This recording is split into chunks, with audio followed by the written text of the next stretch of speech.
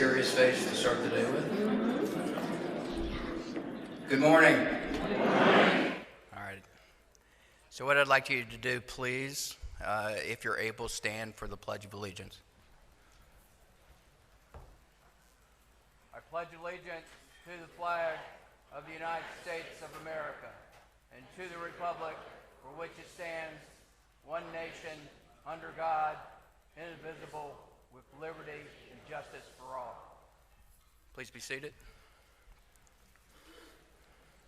And at this time, I'd like to call up Colonel Retired Chaplain, United States Army, Charles McDaniel, Jr., for the invocation.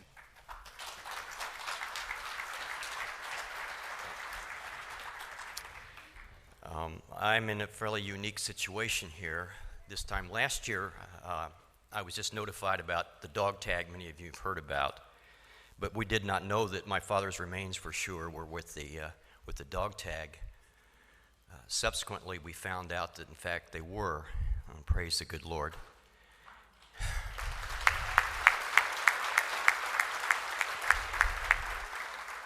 And I, in one sense, feel like I'm not a part of you, but I always will be a part of you, and you will be a part of me. For 68 years or so, we did not know.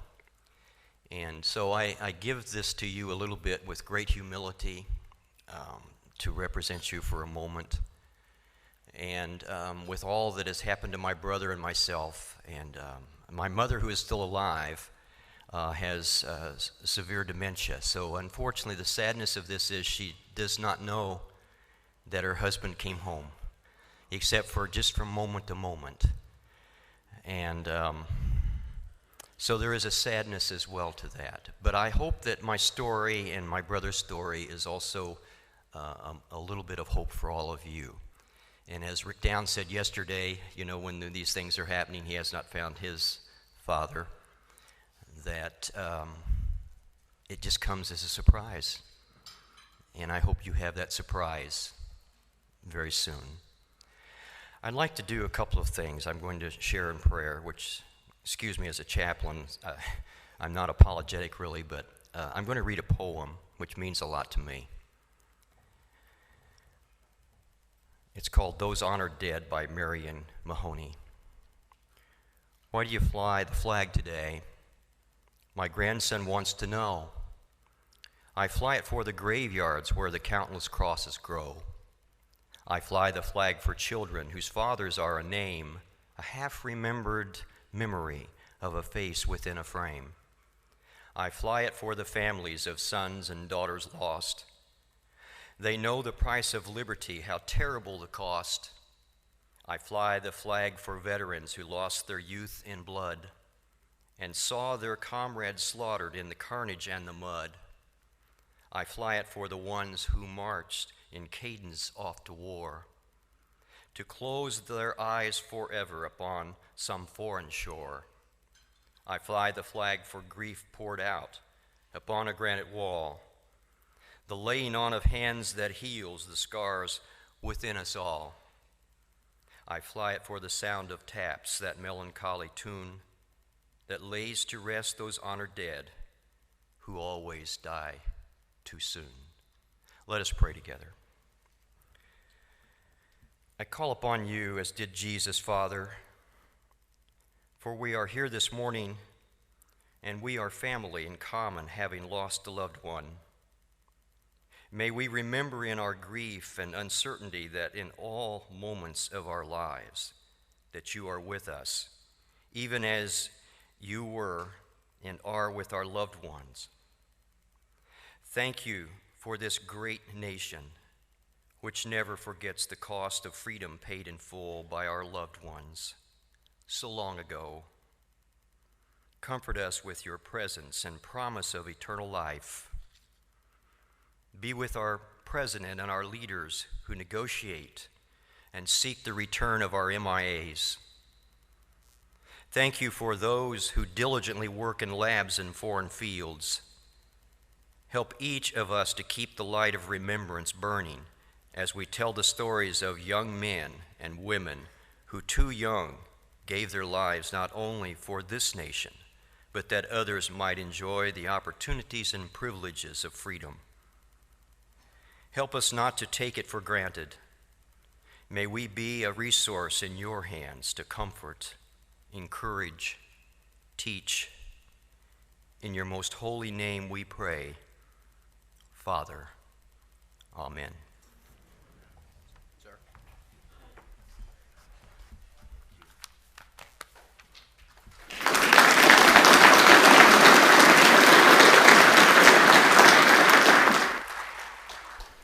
So folks, if you haven't had the opportunity, he's a wonderful gentleman who knows exactly how to tell you the story so that it means something to each person that he tells that story to. So if you hadn't had a chance just to come up and shake his hand, probably one of the most genuine people I've ever met. So thank you very much, sir.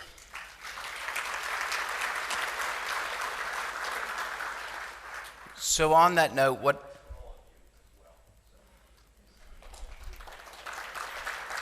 what I'd like to do now is, if I could have everyone just go ahead and stand up, please.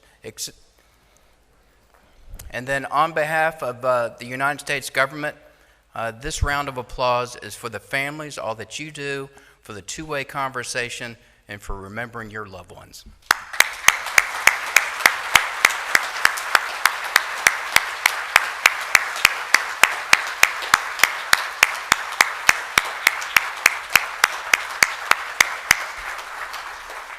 Thank you. So before we start the remembrance ceremony, there are a couple of things that I want to do. First off, that dinner last night was amazing.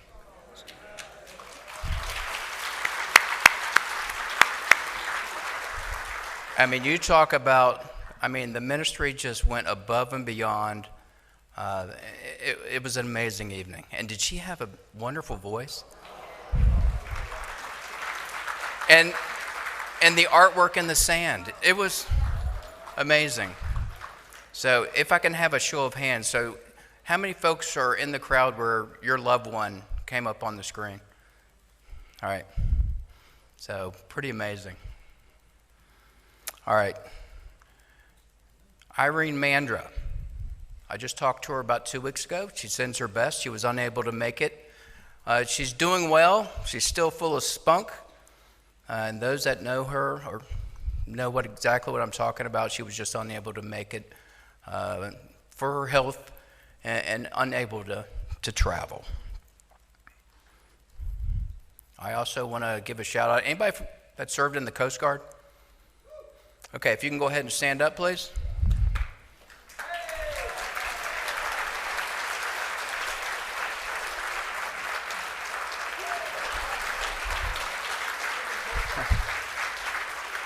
That was pretty good. What I'd like to, on Sunday, August 4th, is your birthday. So happy birthday, U.S. Coast Guard.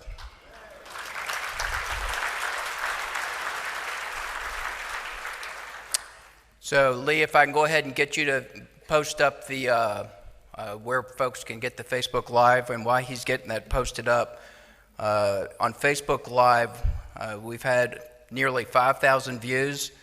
And we've reached 10,343 people as of this morning.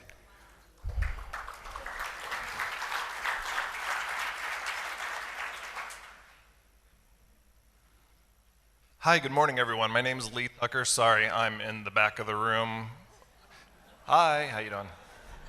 So my name is Lee Tucker from DPAA Public Affairs. I manage our social media streams as well as the webpage. And I just wanted to take a quick minute to show you where best to find the videos of not only today's session, yesterday's session, but all of our family member updates as well. So if you take a look at the screen, you'll see our webpage, dpaa.mil. This is going to be your home for everything related to the agency. If you're looking for the feeds, the videos, if you scroll down on the very front of the home page, you'll see three video blocks on the right-hand side of the screen, and right here is always going to be the latest FMU or annual briefing video. Now, if you want to see past videos, there's a great little link on the bottom of the screen here that says View Archive Events. If you click on that, it's going to take you to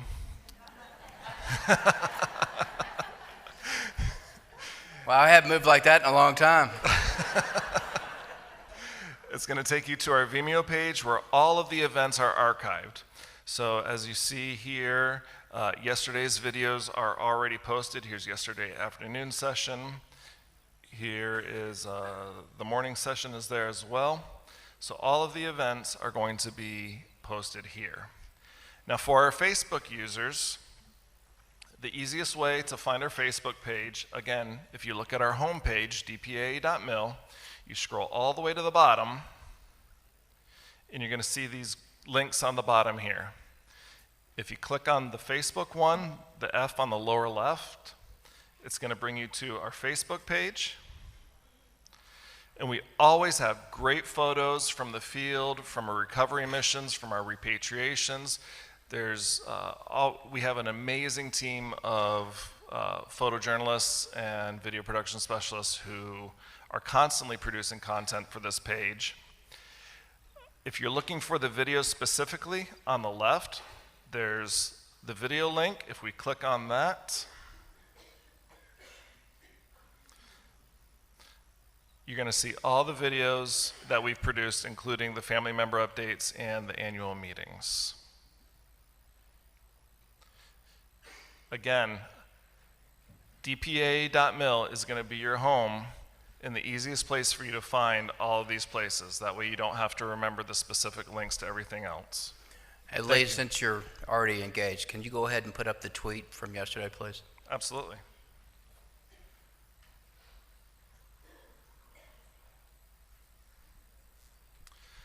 So yesterday afternoon, Vice President Pence on his Twitter page posted this.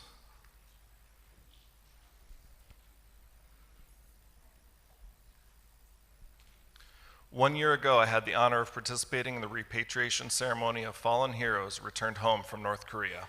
As the son of a Korean War vet, I'm grateful for the hard work by the Department of Defense to identify 25 more heroes from the 55 boxes of remains. Leave no man behind."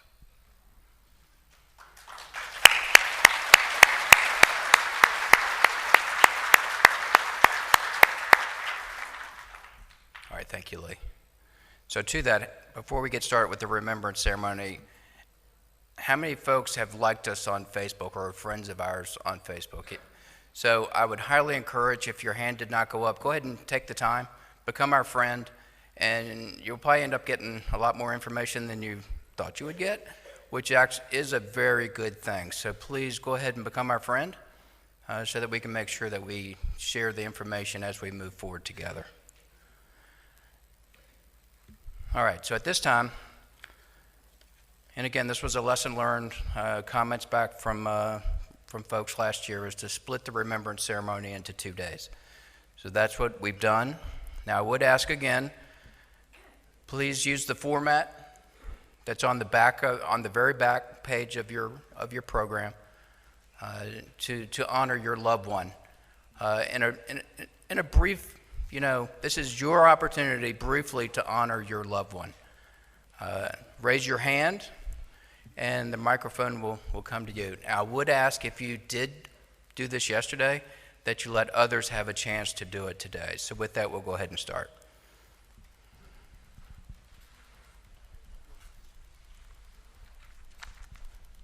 My name is Robert Driscoll. My uncle, Major Donald L. Driscoll, with the 2nd Infantry Division, 9th Regiment, Headquarters Company, was declared lost on December 1st, 1950. My great aunt, his aunt, wrote an article for the local newspaper, which I'm not going to read the entire thing, but I'm going to read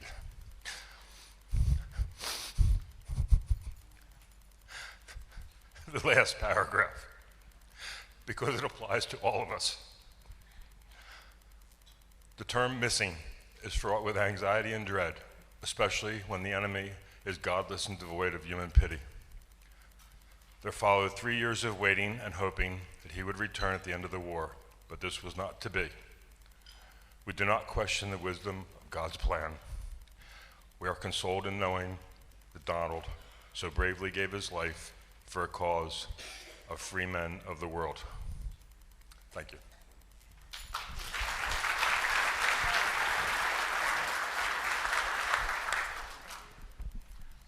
Good morning. My brother, I apologize. I get a little emotional. My brother did a thing yesterday on our uncle. Last year we were here, and there's a gentleman that was here last year that isn't here again. I'm afraid he passed away. He was a Tuskegee Airman. The story that he gave touched my heart. It should touch all of our hearts. His family gave 4 sons in the Korean War. First son went, second son went to get the first son, third son went to get the second son, and he came home. His 3 brothers didn't. I'd like us all to remember him, say a prayer for him, as well as everybody that's not gone. Would you please do that? And God bless you all, and God bless America.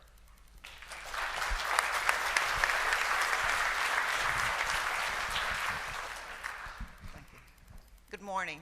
I'm here to honor my uncle, PFC Adelaido M. Solis. He was with the U.S. Army, as was I.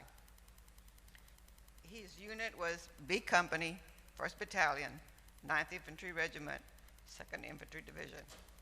His day of missing is the 1st of December, 1950. We have lost, my sister's here with me today. We have lost our mom in 2019. And I hope to carry the torch for her and the rest of the family. Thank you.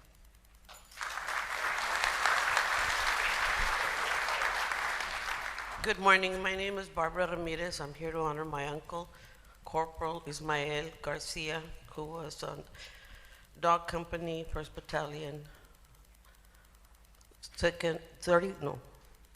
32nd Infantry Regiment. He went missing December the 2nd. In the Chosen Reservoir in 1950, and I'm here to honor his memory. My mother passed away. She would have been 93. She always hoped to see her brother come home.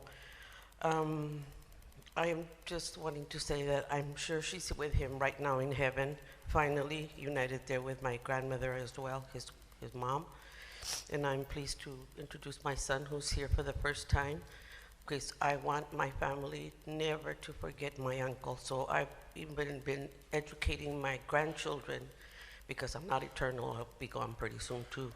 But I'd never want him to be forgotten, and my granddaughters and my grandson have always continue to ask me questions about my uncle. And I do have pictures of him at home where I show them to him and said, he was a handsome dude.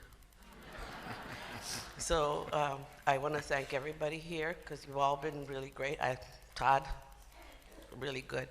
And I hope one day all of us will get that closure. Thank you.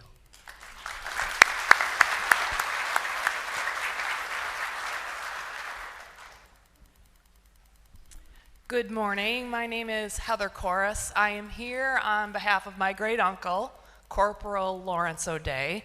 He went missing in action on the 1st of December 1950 while serving in the Army's 2nd Infantry Division with B Company. 2 months after he turned 18 years old, he went into the Army, and 4 months later, he was on the Korean Peninsula. Larry was the 7th of children in his family. He was the youngest. My grandfather, his big brother, was the oldest. Is the oldest. He's going to be 100 years old on January 1st. He served in the Army as well during World War II, earning the Distinguished Service Cross in Pacific. So he came home in 1946, only to see his baby brother leave 4 years later. Clearly, I never met Uncle Larry, but you know, I grew up in Michigan, and Larry's home, where he was born and raised, old farmhouse that was built pre-Civil War.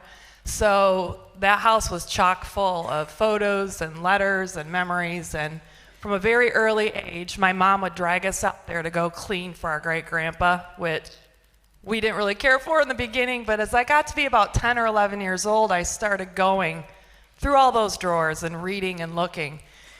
And at the age of 12 years old, I connected with the set of telegrams that were sent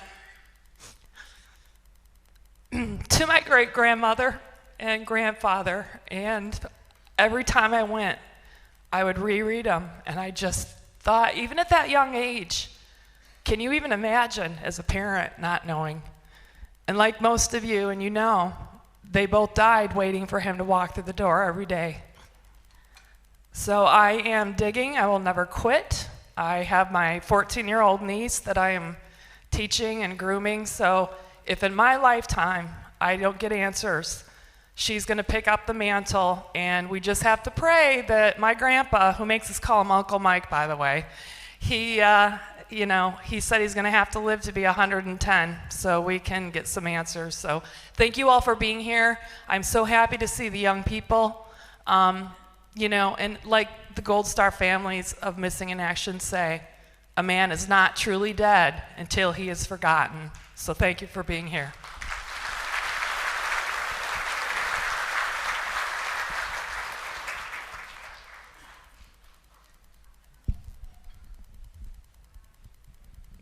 Good morning. My name is Yolanda Yancey Gant, and I am here to honor and remember my uncle, Sergeant Jerry Monroe Yancey. He served in B Company, 1st Battalion, 24th Infantry Regiment, 24th Infantry Division, and he was reported missing September 7th, 1950. My Uncle Jerry also served in World War II, and he came home safely to his parents, to his siblings, who admired and adored him. I'm here with my cousin. My uncle's last surviving sibling is her mother, and she is 82 and not in good health. But we will continue to honor and remember my Uncle Jerry, and we are waiting for our surprise and keeping hope alive for all of us.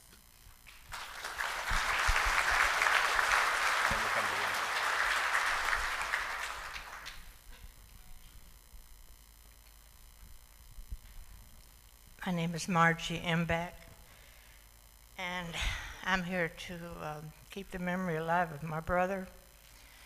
I'm the last remaining sibling. His name was Warren L. Fogel, Corporal Warren L. Fogel. He became missing in February 12th, 1951. He was in B Company, 1st Battalion, 38th Infantry. I've waited a long time, as I know a lot of you have. I was 17 the last time I saw him. He was 2 days past 18 when they captured him, and we've never heard anything about him, but I've had hopes all these years, and I've taught my children to love him, and they'll carry on after I'm gone. But I keep hoping that the remains will come while I'm still here. We have the memorial ready, and I've talked to the cemetery, and they'll put his remains there where the memorial is. And I bought my piece of real estate there too. And I'm grateful for this meeting. It's been wonderful. Last night was great, and I really felt good about it. And I'm looking forward to something wonderful happening. And I just want to thank you, and God bless America.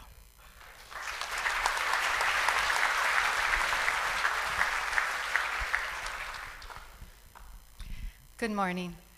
I'm Diana Brown, and I'm here with my husband. I'm the daughter of First Lieutenant Frank Salazar. He was an Air Force pilot with the 45th Tactical Reconnaissance Squadron stationed at Kempo Air Base, and he went missing on December 31st, 1952. I was 4 years old when he left, and I had just turned 5 the month he went missing. I was born on Pearl Harbor Day, so war seems to be part of my life. I was struck yesterday by Director of DPAA, Kelly McKeag, when he said that we can tell our story. I really had the sense of we have something valuable to give our country, and to educate and inform America about the sacrifice that contributed to their freedom. And it just so happens I just finished writing my memoir, and I hope to have it available by the National POW MIA Recognition Day, September 20th. And my story is not, details are probably different from everyone here, but there's something very much similar for all of us. As family members of POWs and MIAs, we understand what it means to live decades with unanswered questions, to grow up not knowing, to wonder and worry. It's a stress that nobody knows but us. And so my story is really about the impact on my family, how it affected my father's father, how it affected my mom, how it affected my brother and I, my grandchildren, my brother's grandchildren, and my nieces and nephews. So it is a generational, has a generational impact. And so hopefully my story communicates that for all of us. We know the pain as family members. We know that pain has been carved deep in our hearts and souls. We do not forget. We don't forget our military today. We honor and respect and are grateful for their service.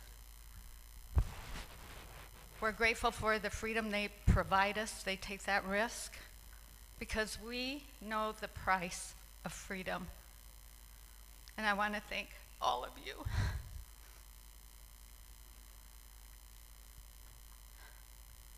For being part of my family.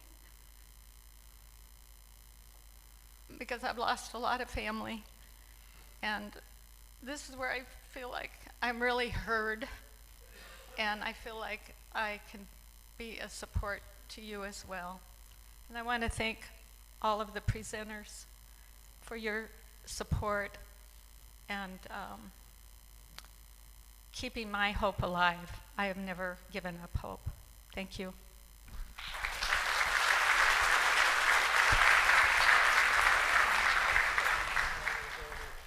Good morning. I'm Terry Mumley. I'm here for my grandfather, Lloyd Smith Jr. He was in Patrol Squadron VP 22. They were off the coast of China, between China and Taiwan on January 18th, 1953. They were shot down, and consequently, 2 of them were taken prisoner of war. We know they were buried on the coast of China, and that's the last we know about him. I carry a picture of him. I know everybody can't see it on my phone, but it was the last picture we know of him. My mother was only 8 years old when he disappeared. In the picture, they got the picture in a card about a month after they were notified that he disappeared. And on the back of the picture, he's got his hand up above his face, and it says on the back that I'm looking for my girls and I can't find them. Little did we know, 3 days after that picture was taken, he disappeared for good. So we carry that picture because we know that It's the last picture of him. Thank you all for being here, and we continue to carry on. And I said it to some people yesterday, and I'm going to say it again. Tell your children, tell your grandchildren, tell your great-grandchildren. They are the people that will carry this on, and they will keep asking the questions until we get the answers. Thank you.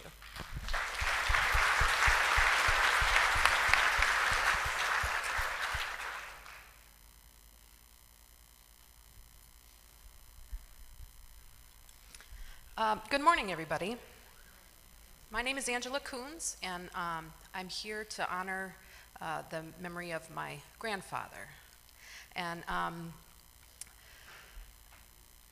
let's see, he was the First Lieutenant Roger F. Buxman, service in the Army, Unit 6148 Tactical Control Squadron. Date missing, June 5th, 1953. I was not even a thought in my father's memory at that time, but he is sitting here next to me. So I do not know my grandfather. However, I do remember pictures, looking at pictures of him, reading letters that he wrote to his 4-year-old son, who was sitting next to me, playing with his medals. I remember that. So I've never met him. However, when I look in the mirror, I see his eyes. And that is very powerful for me because we very much look alike. So I've heard a common theme around here, which is your children, your grandchildren, their children's children. My son is here, who is the great-grandson, and he will be carrying that on. We made a pact that this is his duty to do this, is to find out answers, and I'm just so grateful for this. We've been doing this for several years now, and I'm very proud to be an American. I'm very proud to have this man offer his life for our country. So very, very honored to be here. So thank you very much for everything.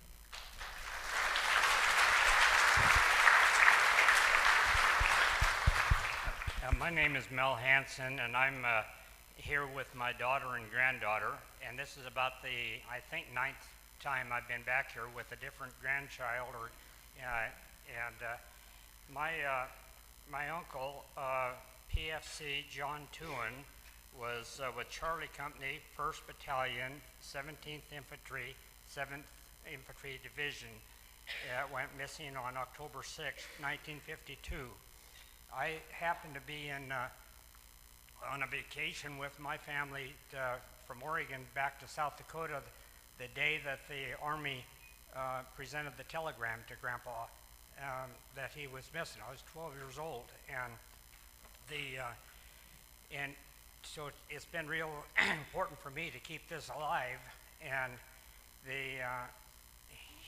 my uncle's mother, she passed away at 106 about 12 years ago with 133 living descendants. So I have lots of people to share this story with, and a lot of the younger people did not know anything about this. So after I've been flying a flag that I had embossed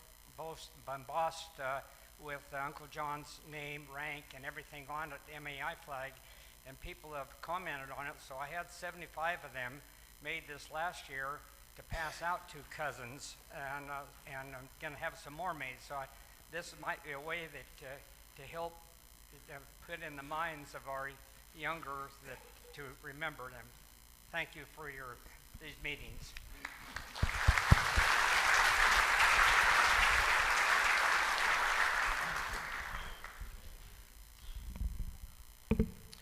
Good morning. My name is Barry Werman. I'm here to memorialize my father, Lieutenant William Bernard Werman. He was a squadron leader on the Valley Forge. He flew Corsairs.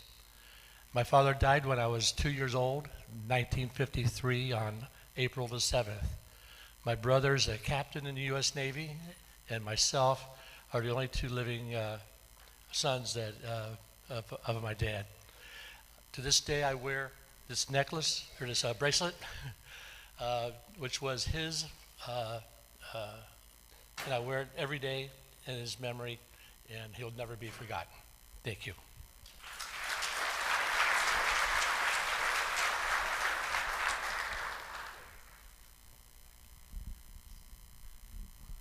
So guys, we have some up front as well too.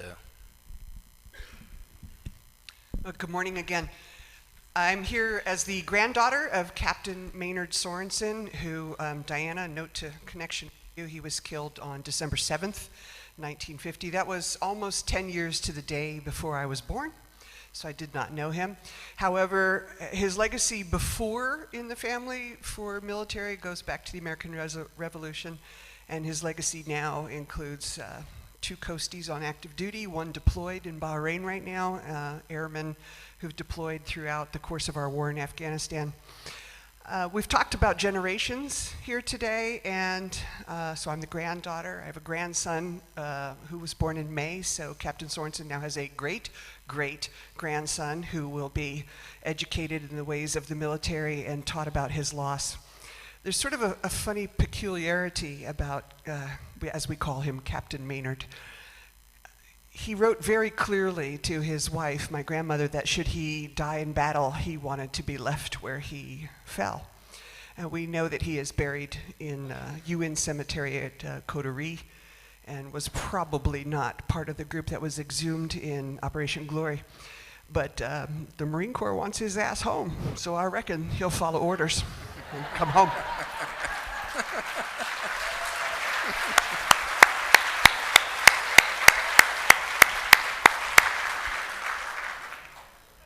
Good morning.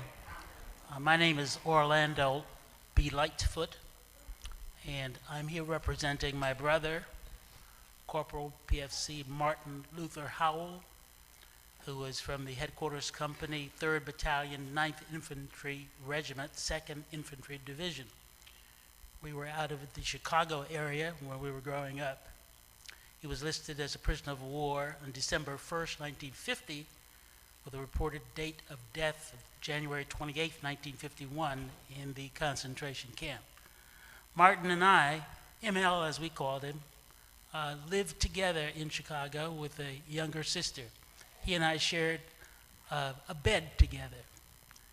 He was my big brother by about 6 years, and he was long and tall and lanky. Thought he could play football, but he couldn't. And he went off to the service just before graduating from high school because he was disenchanted with the structure in my house. My mother was a disciplinarian, and he went off at 18. And we saw him once on a furlough, and then not again. He was declared missing, and my mother, of course, took it quite dramatically and couldn't quite remember a lot of things after that time. Later, I tried to join the service, and she wrote a letter to the War Department saying she would not lose another son, so I was a sole surviving son of a family unit. Later in life, I worked as a physician, a psychiatrist, and worked in the VA. I had a great opportunity to meet a lot of the men and some women who had been in the Korean conflict, and I knew much more about it after I sat with them and was educated about that experience. I miss him. My sister, who will probably come the next time that we have one of these meetings, has been alerted by me about the warmth that I experienced the last time I came last year, so I was definitely coming again this year, and I look forward to returning next year so we can keep this memory alive until we can pass the torch on to other members of our family to bring him home again. Thank you.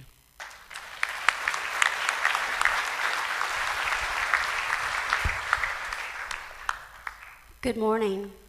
My name is Amity Madrill. I'm here with my 2 sisters, Josie and Anna. And we're here honoring my very handsome 18-year-old brother, Corporal Joel Madrill, who went MIA July 20th, 1950. I the one thing that saddens us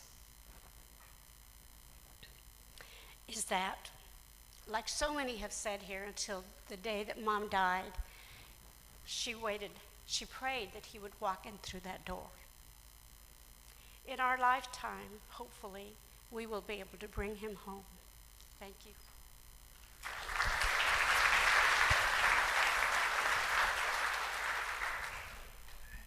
Good morning.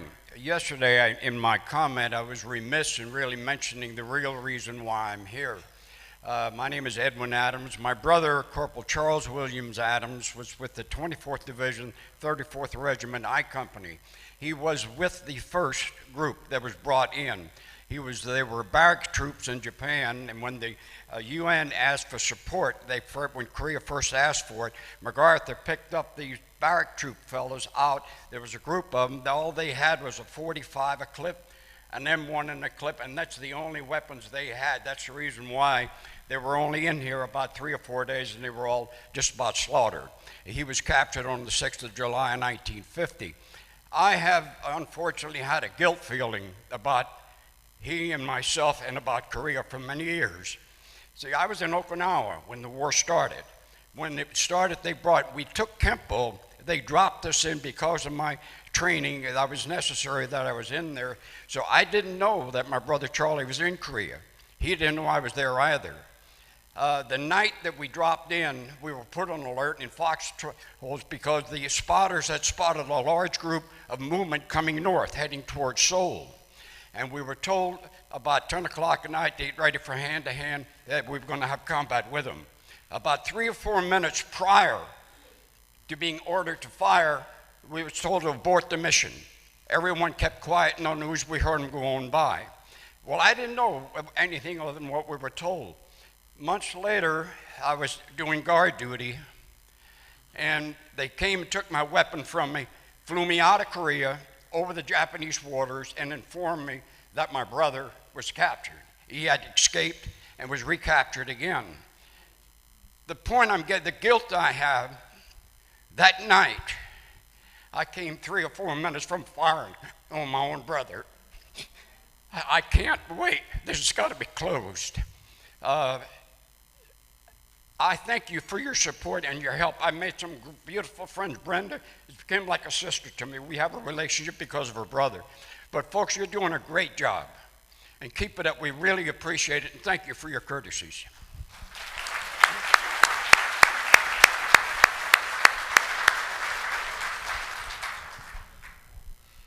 Hello, my name is Polly Royer, and I'm here to honor my father-in-law, Captain Theodore Grover Royer, who I never knew. I'm his daughter-in-law, and I'm here with his son, Ron Royer. He was a captain in the Air Force and flew a B-29, but before then, he was an instructor for the female pilots in Hondo, Texas. He was 371st Bombardment Squadron, 307th Bombardment Wing. He was declared MIA on September the 13th in 1952, but was not declared KIA until February the 28th, 1954. So the family went through many, many months not knowing what his story was. And I want to thank the DPAA for letting me learn his story. I also want to thank all the service branches, the DPAA, and all of you for your patriotism.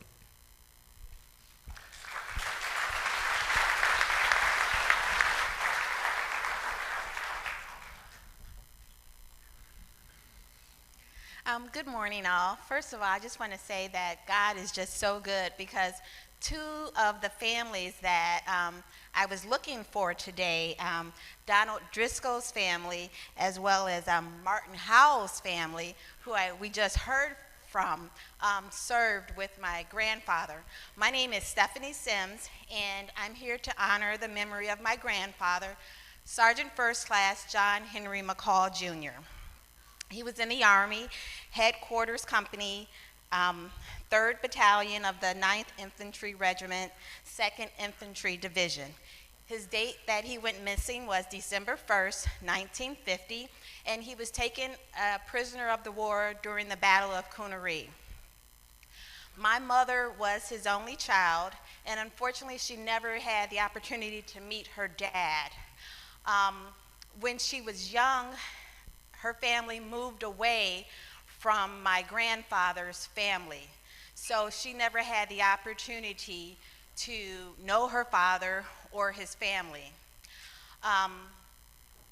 I was on a vacation in 2008, and during a chance meeting, I happened to meet a young lady. We were out of the country, actually, on vacation, who I looked at her. She kind of resembled me, and when I found out her last name was McCall, I just started asking her questions. Well, come to find out, her father was my grandfather's youngest brother, who also never had a chance to meet his older brother.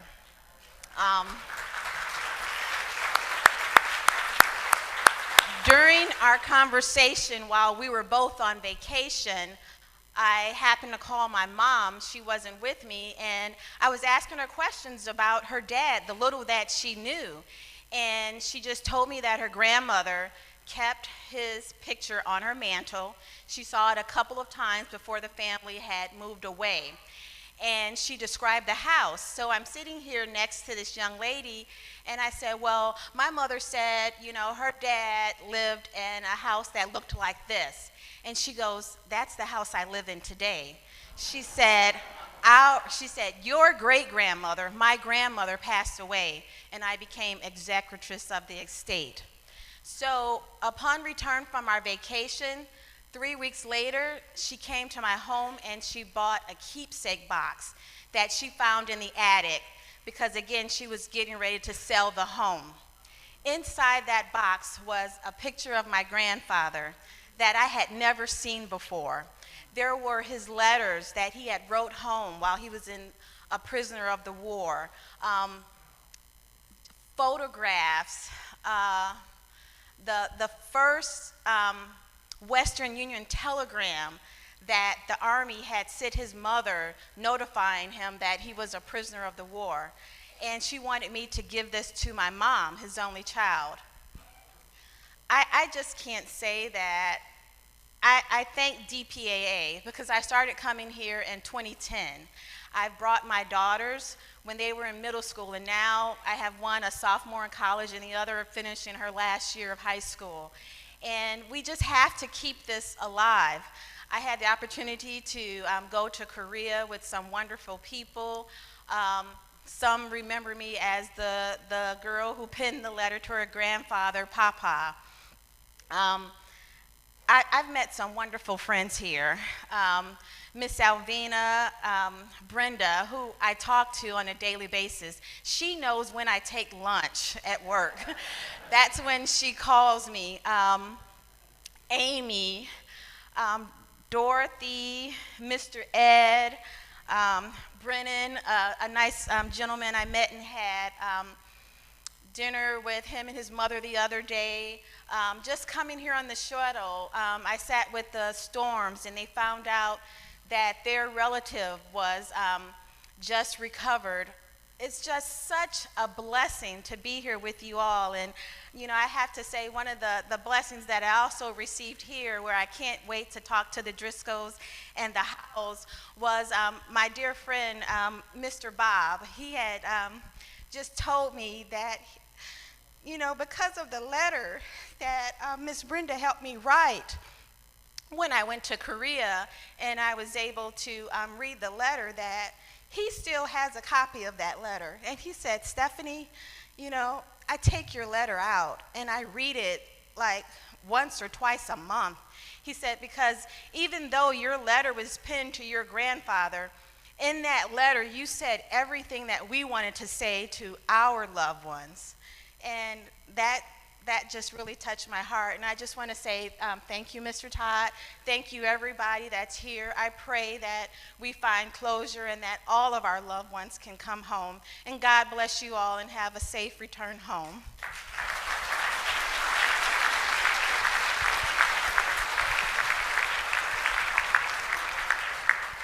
Good morning. My name is Pamela Brown Knight, and I'm here to represent and honor my father, Jesse Leroy Brown, who was the first black aviator for the Navy. And he was stationed on the USS Leyte when he was shot down by enemy fire. And Lieutenant Tom Hutner, crash landed to try and save my father, even though it was against orders. And after that, you know, his family and mine have had a long history, and they buried Tom last year in Arlington Cemetery.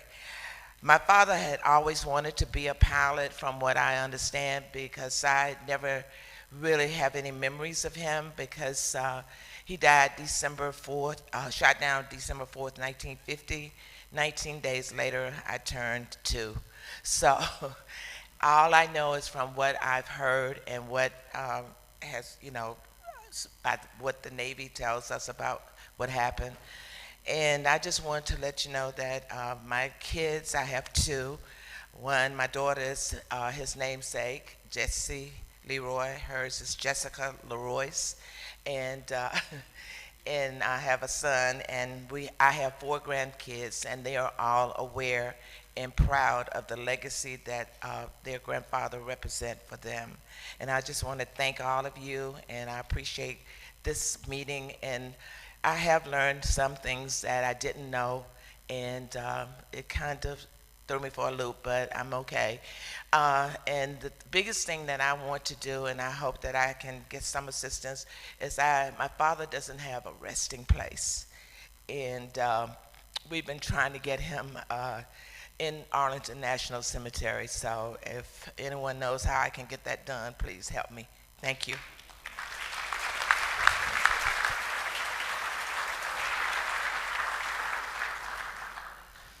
Hi, my name's Therese. I'm here in memory of my uncle, Captain Era Meridian, U.S. Air Force. He was stationed at Kadena on Okinawa and went down and went MIA on October 23rd, 1951 on Black Tuesday. I'm presuming there's other Black Tuesday families here.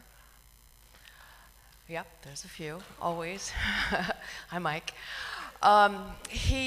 He was a bombardier on the B-29 Superfortress, and one man from his plane was rescued, 1 body was recovered, 5 were returned in the big switch of prisoners, and 6 were never heard from again, including my uncle.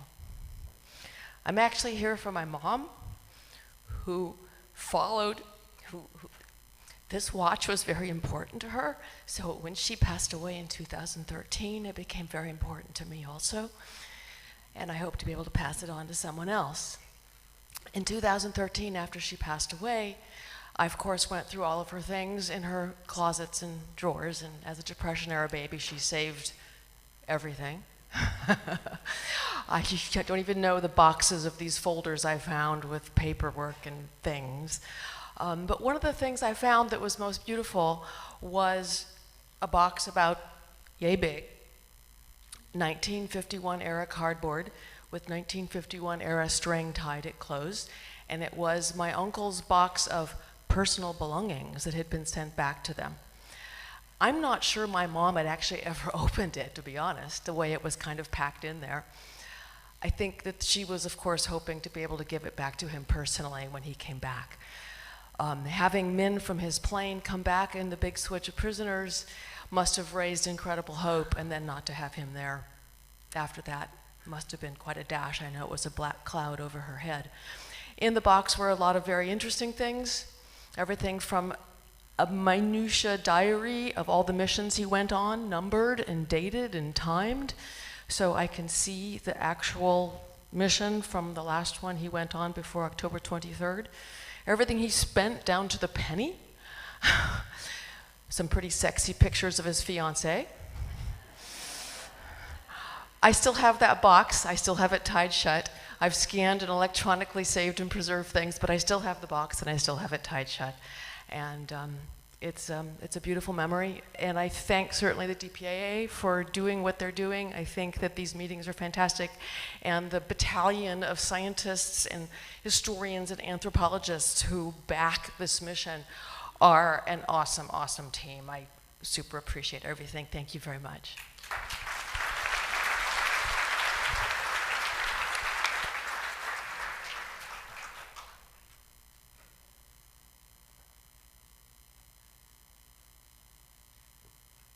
Hey, we'll go right here. Right here.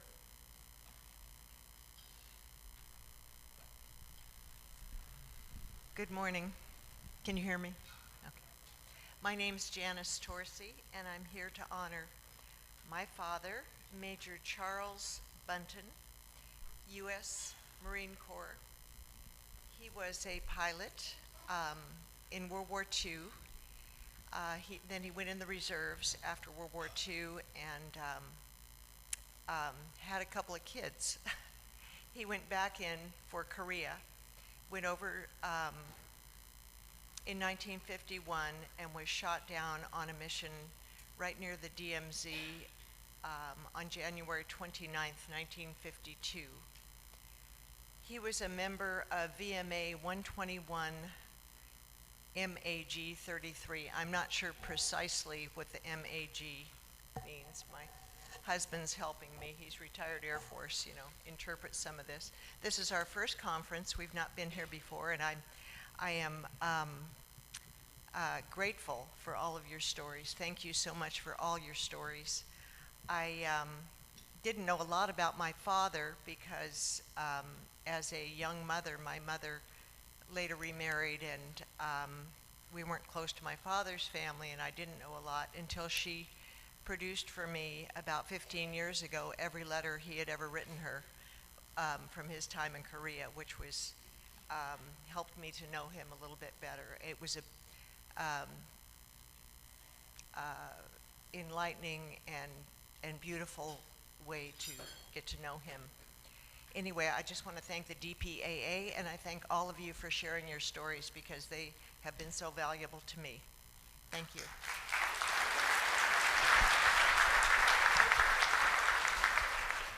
I rise in honor today of my uncle, Captain Claude A. Batty, Jr. of the United States Air Force, part of the 731st Bombardment Squadron, flew a B-26 Invader, went missing on the 1st of December 1950.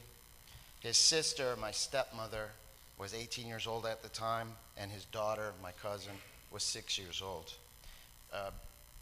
Service transcends blood. He's not my blood relative, but I'll keep up the fight.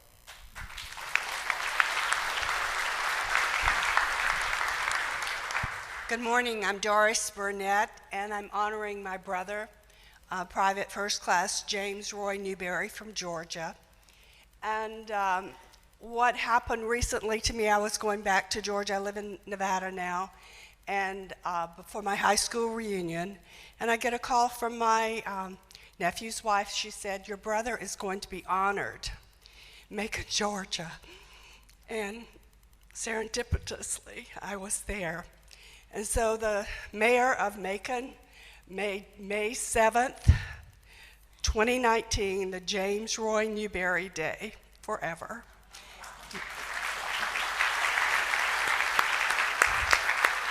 And a bigger blessing was that my nephew had seen a small sign in a veterans building that said James Roy Newberry. He went to the county commissioners and said, that's not enough for my uncle.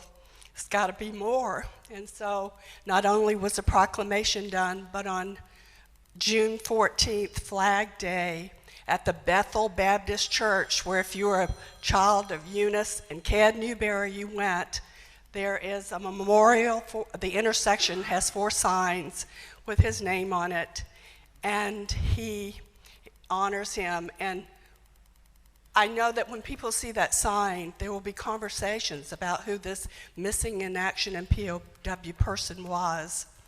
And since I was 6 years old, the only way I was to give a speech about who James Roy Newberry was. And where did I get that? He sent all those letters to my mother. She kept them. Upon her death, my sister had them. Upon her death, they were given to me, the last sibling alive today. And so I read those letters, and you sit in your office with those letters and you cry. You don't wear mascara that day, you just cry. And he called himself Jesse James on the back of all his photographs. And so he wrote, and I got a lot of my information from him. And the one thing I know is that I've heard from all of you, the mothers seem to suffer a great deal. They just longed for him, and Mama would wake up and say, you know, I dreamed Roy walked in the house last night. And so the letters were so important. In every letter that he wrote, he said, tell blah, blah to write to me. And so 3 days before his death, December 5th, 1952, the letter was postmarked December the 7th. Hello, Mama, I am okay. Everything is about the same over here, cold and a lot of snow. And the preceding couple of days, they had gotten 12 inches of snow, and he was being paid $79 a month to be in a foxhole. So one of the companies, they almost froze to death, and they were deployed back to the United States. And he said, everything is the same over here, cold and a lot of snow. Haven't gotten any mail for the past 3 days. Mail kept them alive. They kept them having hope to come home, except his sister-in-law, Betty. And at this Bethel Baptist Church meeting, where there were about 150 people, relatives and friends, Miss Betty, who's 88 years old, was sitting there. And I told her her letter was the last hope and love that he received. I thank you for these meetings. All right, folks, so we have time. We're going to do 3 more. So we're going to go here, then I'm going to go here, and then I'm going to end with the Storm family. My name is William Charles Sankey. My father is William Charles Sankey, Jr., and he was with the 67th Fighter Bomber Wing, 18th Bomber, 65 Squadron and 18th Bomber Wing. He was missing in action on April 27th, 1952. The fact that my name is the same as his is the reason that I'm here, because I went and Googled my name one day, and the DPAA had put a posting, if you're a relative of my dad, please contact us. And so I contacted them, and the rest is history. I've been to several of these briefings now. I wear my dad's wings on my wrist, which will be passed on to my son so that he can remember my dad. My friend here, Wally Helton, he wears in his dad's wings also. So we remember them all the time, and because they were pilots and because of where they went down, we may or may not ever get that call, but we keep our hope up. Thank you.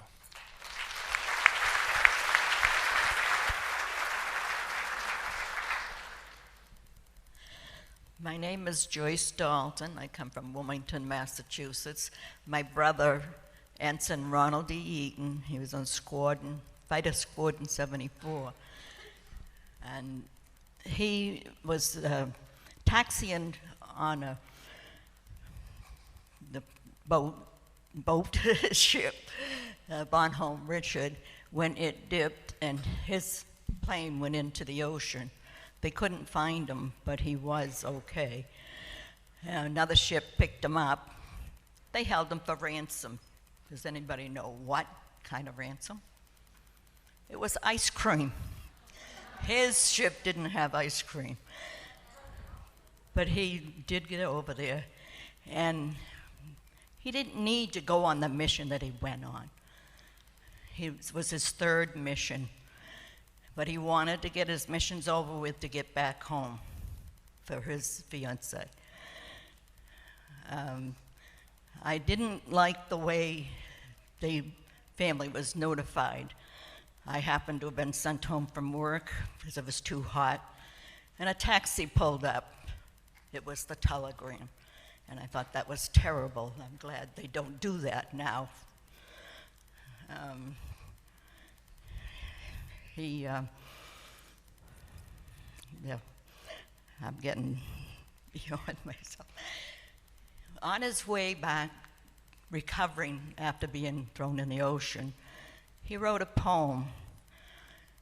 And I had been invited to a sheriff's department as keynote speaker on the memorial. It was for the veterans, Vietnam veterans. And I read that poem, but I don't have it here to read it now. It was very moving.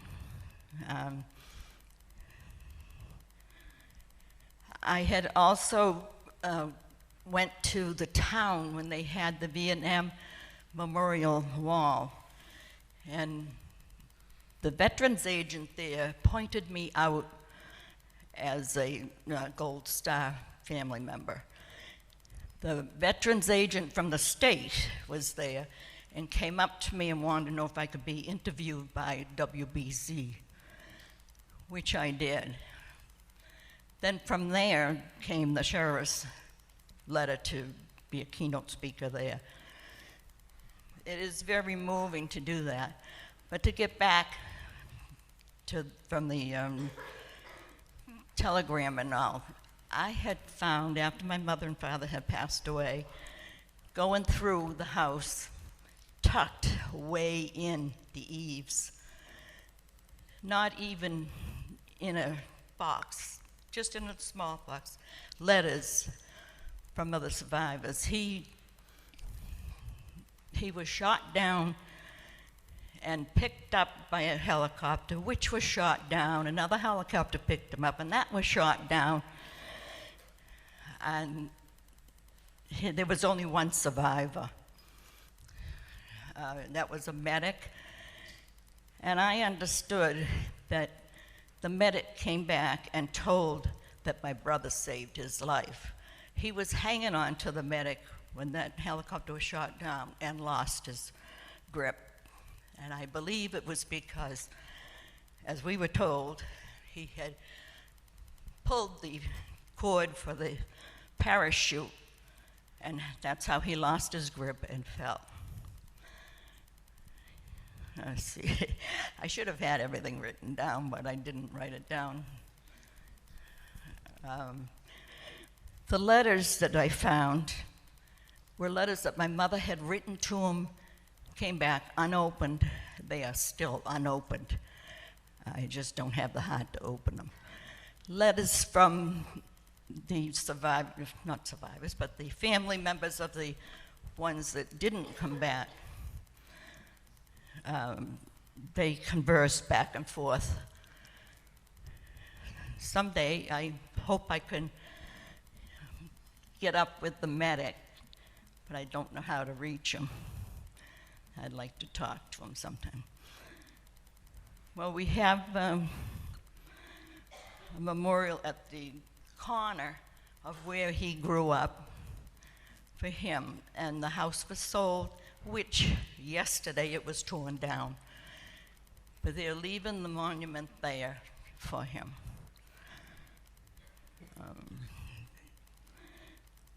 I guess I'm finished. Thank you very much, and I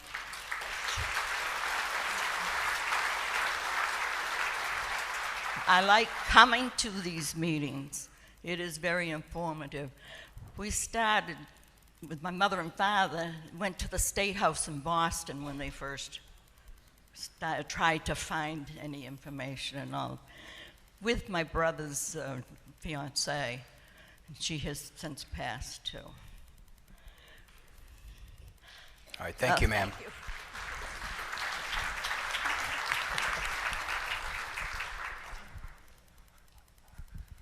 I'm Sam Storms, and I'm here on behalf of my father, Major Harvey Storms, who was a Texas Aggie.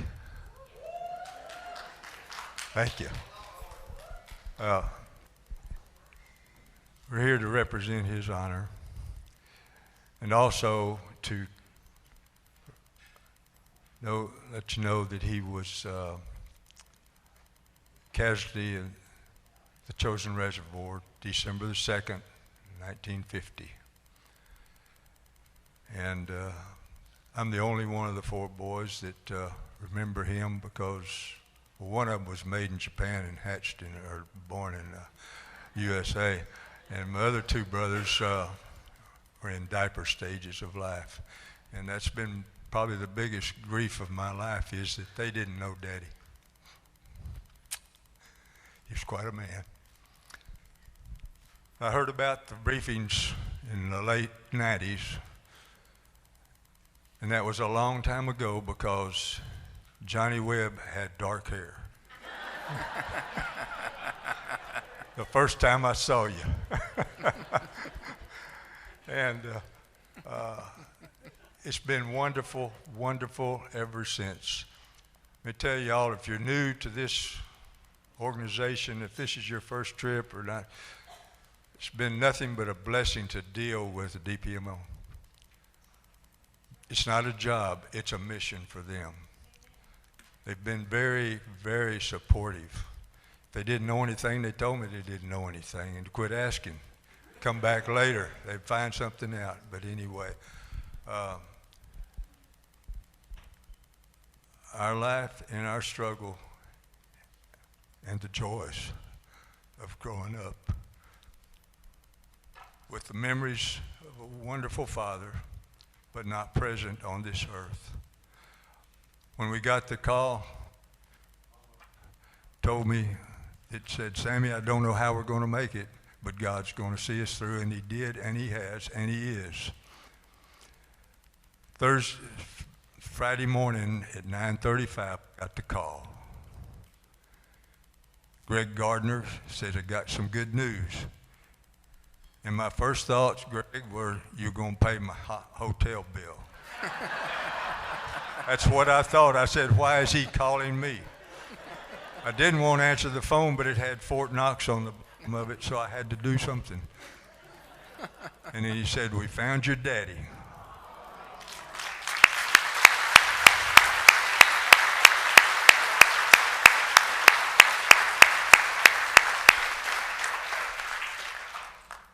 He said, we found him in a box on R&R in Hawaii. And we need to get started planning his homecoming. And so instead of coming here on that side of the table still wondering what happened, we're on the other side of the table this afternoon. Where do we go from here? And what a blessing it is. And I pray that each one of you will get the call in a timely manner, because there's nothing like it. Talk about living a life-changing experience. The last week has been pure joy, lots of tears, but all welcome. And thank you for this organization, for our DPMO, or whatever you call it. But anyway, DPAA, okay, thank you. They're wonderful. I've been in meetings where people got up because they hadn't found their loved one yet. Be patient. Be patient. And that's tough. But anyway, thank you so much, because we're not coming back. You got rid of one of us. But anyway, and 2 of my brothers are here. The fourth one is in Corpus Christi, had prior engagement. We weren't expecting this. And we're so happy to be here and appreciate y'all so much. We made so many friends. And we're going to miss you. Thank you. Thank you.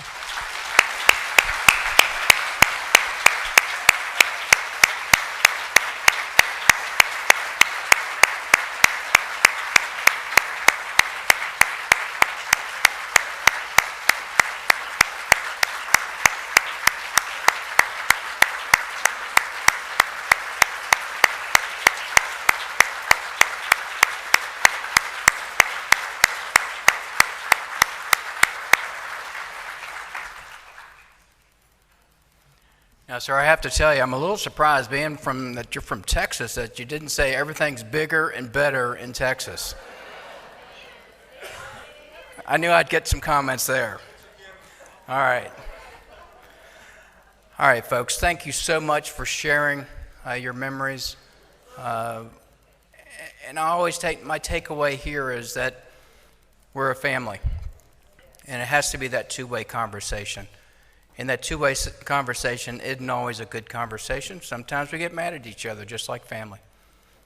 So thank you for sharing.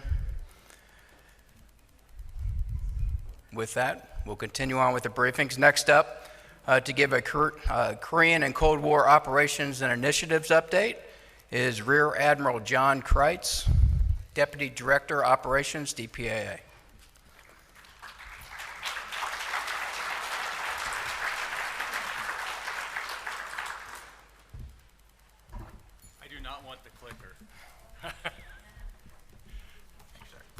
Wow. What a tough act to follow. Yeah, I'm not even going to try and compete with it. I got to tell you, thank you all for sharing those stories with all of us. I've been in the Navy for over 37 years, and I cannot tell you, this has been one of the most incredible, I won't call it jobs because it's not a job, it's the most incredible experience of my career. This mission is phenomenal, and I hope you all know all those years and a lot of different duty assignments, a lot of times you have to motivate people to do a mission. Not this one. Absolutely not this one. So everyone is passionate about it, and I can tell you what, listening to all of you absolutely charges us to do more faster. All right, and so thank you all for being here, and thank you for sharing your very heartwarming, sometimes gut-wrenching, stories of what you're going through. And we absolutely appreciate the fact that you are keeping your loved one's memory alive. Please keep doing that. Please continue to do all of that sharing that you've been talking about, because we need to never forget. Okay. So, next please. I'm going to try and not to overwhelm you with too many slides, just 3. I like to keep things simple. I'm going to talk a little bit about some of our Cold War cases. We've accounted for only 21 so far of our unaccounted for Cold War cases. So that's 126. We've got work to do. We're working on some of these, and I'm going to talk a little bit about a couple of them related to China. So we have we call it China Book, the cases we're actively working right now, and we've been providing inputs to the PLA Army on asking them to do some archival research on cases. And right now we're even trying to get one of our own research and investigation teams into the PLA archives in Beijing to work with them on a couple of specific cases. Specifically, we've asked them to conduct research on a January 1953 dual aircraft over water loss off of Guangdong, China. And it was interesting to hear somebody here, I think, is very interested in that case. Because as you mentioned, back in 2011 and 12, they'd given us some information that there may have been a possible burial of a couple of the crew members, but it wasn't enough information to act on. So we're engaging with them to try and get some more information to hopefully lead to getting a team in to try and actually find them. And, one of the good things about this, though, is that, as Mr. McKagan mentioned yesterday, China and Russia, this mission is about the only true positive interaction we have with their militaries. And the good thing is that we get to have that interaction. So we've been engaging with the People's Liberation Army, and we're trying to do other things to even increase the level of involvement. As a matter of fact, a few months back, we had their equivalent of their National War College class come visit our facility in Hawaii. And it was interesting to see a whole table full of colonels and captains, senior leaders, plus their superintendent of their academy, their general. And we found that several of the people in that class had actually had involvement in our mission in the past in China, as we've gone to do investigations and recovery. So it was great. And what you could see and feel in that room is that they all were supportive of this mission. And so that's the beauty of the humanitarian nature of this, is it kind of transcends all the other challenges that we have in a military-to-military relationship. So we're going to keep trying to capitalize on that and increase the support with them. So we're going to keep asking for more information. We're also going to be asking for more information on a loss for an American who was killed up near the Tibetan border back in 1949, and we're going to keep on them to try and get us more leads. But I want to add, we did do a investigation in China a couple of months ago. Investigated a couple of World War II sites, but again, that engagement, that interactive work with them is helping to open doors to keep getting further leads, not just for World War II, but for Cold War cases. Plus, if you don't know, China is the only country in the world that we have unaccounted for Americans from World War II, Korea, Vietnam, and the Cold War. So it's very important for us to improve, continue to grow our relationship with them. Russia. A little later this morning, Colonel Brian Pearl, our European Mediterranean Regional Director, is going to give you an update on the U.S.-Russia Joint Commission, so I'm going to let him do that for you. But just a couple of things to highlight. Many of you may have known that back about 2 years ago, there was some back and forth between the U.S. and Russia on spies out of embassies, and we cut some of their people from their embassy here, they cut some of ours. When they did that, they actually cut our people at the U.S. Embassy in Moscow that were doing archival research. So just to make sure you know, through some very creative work, we were able to hire those people a different way, and they're still there doing archival research, which is great because they're very talented.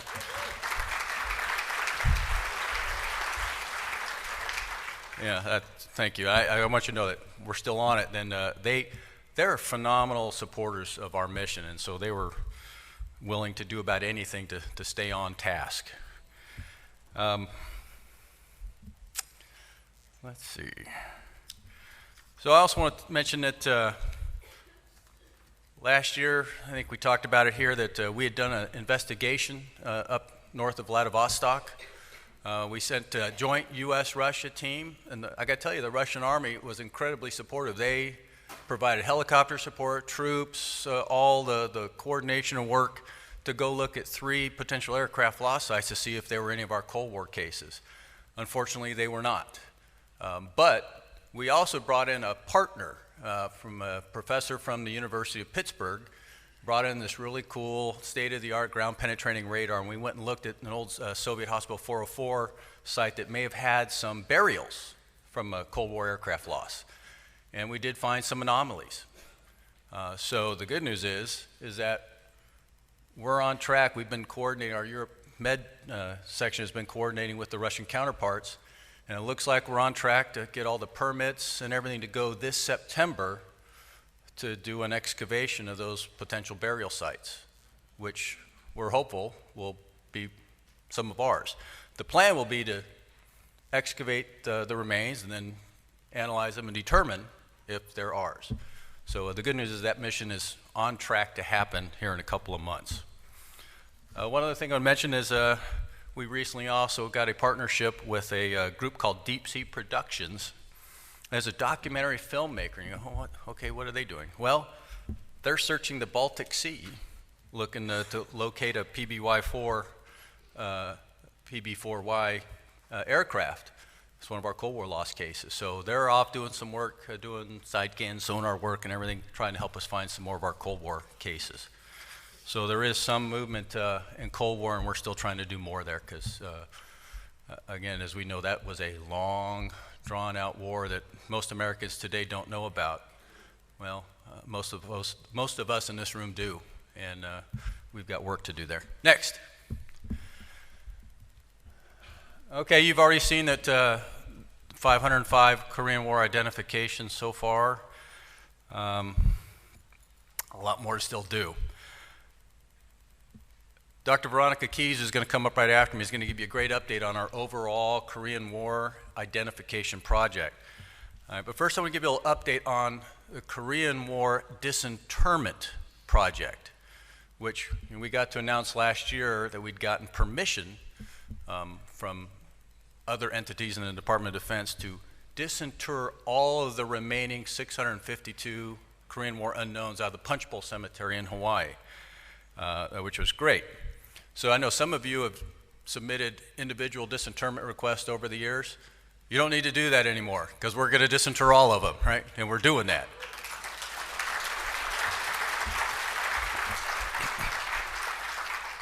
One of the key parts of this plan is it took a few years to get it all together, but it's sequenced and phased through 7 different phases. And the key of that is we're doing it to try and minimize the overall time to identify as many as possible. So we're trying to very methodically sequence them so that we get the most answers to you the fastest, all right? So again, it's at 7 phases. As you've heard, expect it to take 5 to 7 years. But that kind of depends on things like the Armed Forces Medical Examiner System's capacity to do DNA testing. It involves the sequencing with the punch bowl cemetery, and how often we can do disinterments. The good news is this year they've agreed to let us do up to 56 more disinterments a year than last year. So we're trying to do more than 150 a year as opposed to 100. So we're trying to accelerate this as much as we can. But they have to do it around things like Memorial Day and other holidays and such.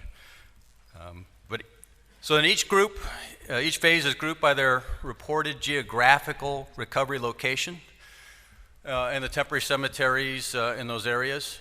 And then we also looked at the remains recovery circumstances, so including loss location, timing of the loss, and circumstances of the remains return.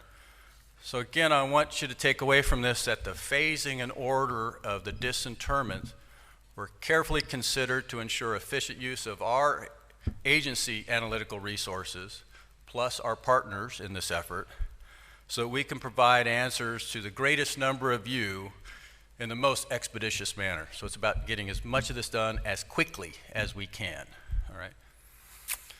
So a little more detail on some of these phases.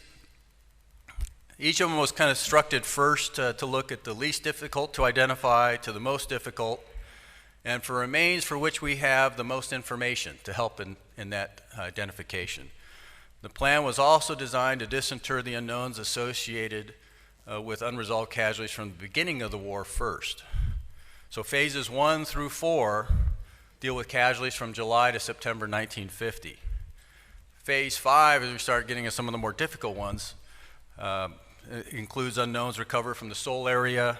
Casualties associated with these unknowns are a bit more diverse in since their unidentified remains may represent another NATO sending nation. There's complicating factors from that if we put these to a little bit later, some of those ones we resolve from phases 1 through 4 will help simplify and increase our ability to identify the ones in the later phases. And you get into phases 6 and 7, they're mostly tied to losses in the demilitarized zone. And so, they're some of our most difficult. They span a large amount of time, but as we also know what happened to DMZ, a lot of artillery efforts, so a lot of those remains are going to be severely fragmented, making them more challenging. So the more we identify some of the other unknowns that are easier to identify, it will shrink the pool and help focus our ability to identify those harder cases, right? So, and there's mixing and matching. The point is that the overall goal of this plan is to get as many of you as answers as fast as we can. That's the goal. So you mentioned we finished phase 1 of the plan from the punch bowl back in April, and we started into phase 2 right after Memorial Day. Another one next Monday, disinterment of 8 sets of remains. So I think it's proceeding on plan. Actually, I think it might be a little bit ahead of plan, which is good, and we'll keep trying to accelerate it. All right.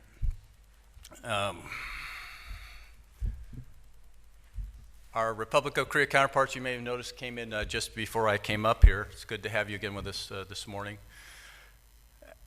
I want to highlight, I mentioned cooperation with our South Korean counterparts is as good as it's ever been and only getting better. We have a phenomenal relationship with MAKRI. Who all can say what MAKRI means? Not a single hand.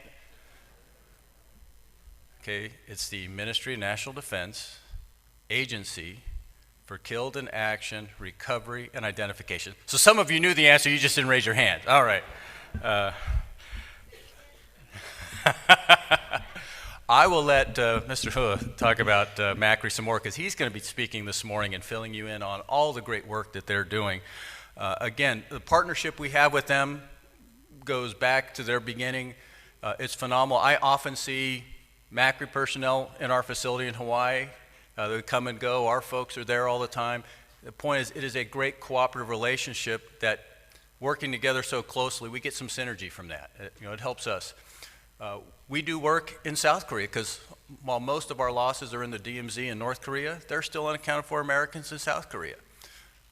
We cannot do our work in South Korea without the great support of MAKRI. We did an investigation there a couple of months ago and looked at about a dozen potential loss sites. Again, MAKRI is right there enabling and supporting our efforts.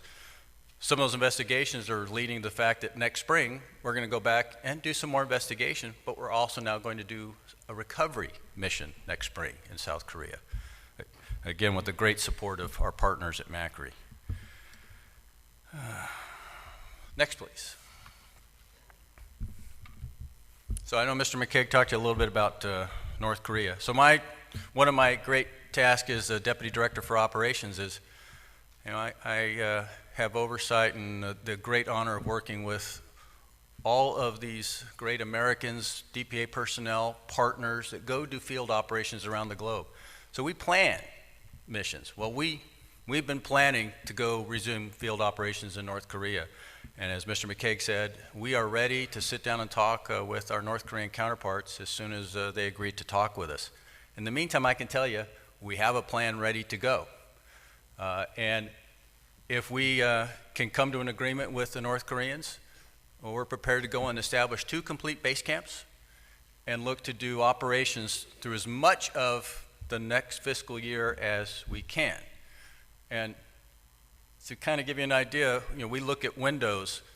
Some of you have been in North Korea. Is it a good place to work in December and January? Kind of frozen, cold, right? Can't really do field operations. And in summertime, there's a monsoon season where it's horribly rainy. And we've tried doing field ops in the past through the monsoon season, and it meant that everybody kind of stayed in camp and couldn't do anything. So we built a plan around the environmental factors, weather factors, and so it's ready to go. And hopefully we can do 3 joint recovery operations periods in a couple separate base camps in 2 different regions. But understand, even if we get the agreement to go do that, there's a big logistics piece that has to happen before you go. Like, we have to bring everything with us. Our camps, we have to set up camps, we have to bring vehicles, food, supplies. We got to not only provide for us, but for the North Korean Army that'll be working with us and supporting us. So that takes some time up front. So we're hopeful that we'll be able to negotiate an agreement by the end of November. That's kind of the timeline to be able to do the full year, starting in the spring through the fall. If we don't reach agreement by then, the longer the delay in getting an agreement, that starts to decrease the amount of work we'd be able to do the next year. So we'll just keep going along until we can get an agreement to go. We'll be ready to maximize the amount of work we can do in country, however much that is, for however long that is. So I just kind of want to let you know that we're always looking for the window of opportunity. We're prepared to act. It's just up to the North Koreans agreeing to come talk with us and reach an agreement. And yeah, I don't like to say hope as a strategy, but we're hopeful that they'll respond to the letter Mr. McKeag had sent to them and come to the negotiating table with us. Bottom line is, if they do, we're ready to go. Okay. All right, that's all I wanted to go over with you now. We're going to have Dr. Veronica Keys come up and talk to you about the great work the Korean War Identification Project team is doing. And thank you again for keeping your loved one's memory alive. Again, it means a lot to us. And I tell you, I take it as a great statement about being Americans, that we don't. And oh, by the way, Chaplain McDaniels, as you mentioned, there is only one other country that does this mission like we do, and it's South Korea, okay?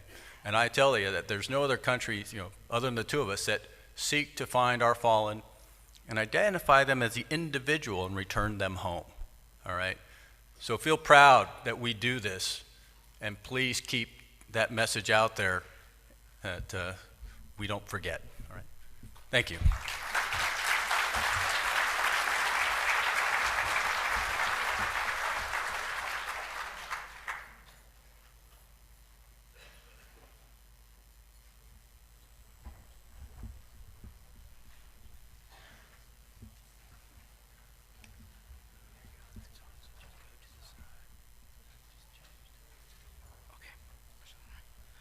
Hello, my name is Veronica Keys, and I am a forensic anthropologist at the DPAA laboratory in Hawaii.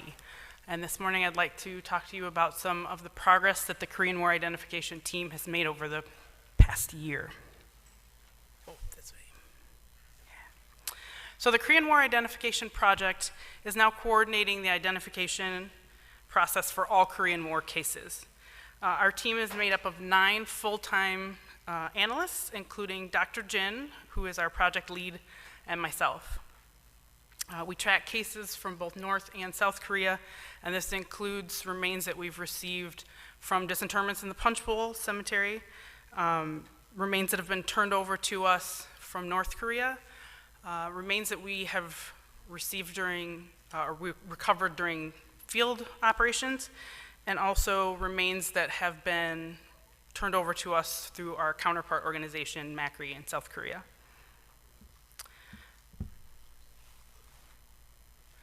Between 1993 and the end of the 2018 fiscal year, the Korean War Identification Project has made 368 identifications of Korean War service members.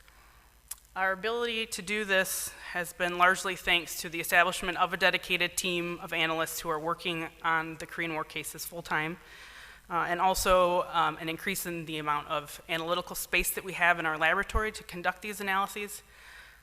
We also have benefited from the Armed Forces DNA Identification Laboratory's pursuit of family reference samples for all of our missing service members, and also their innovation in developing new techniques for DNA testing.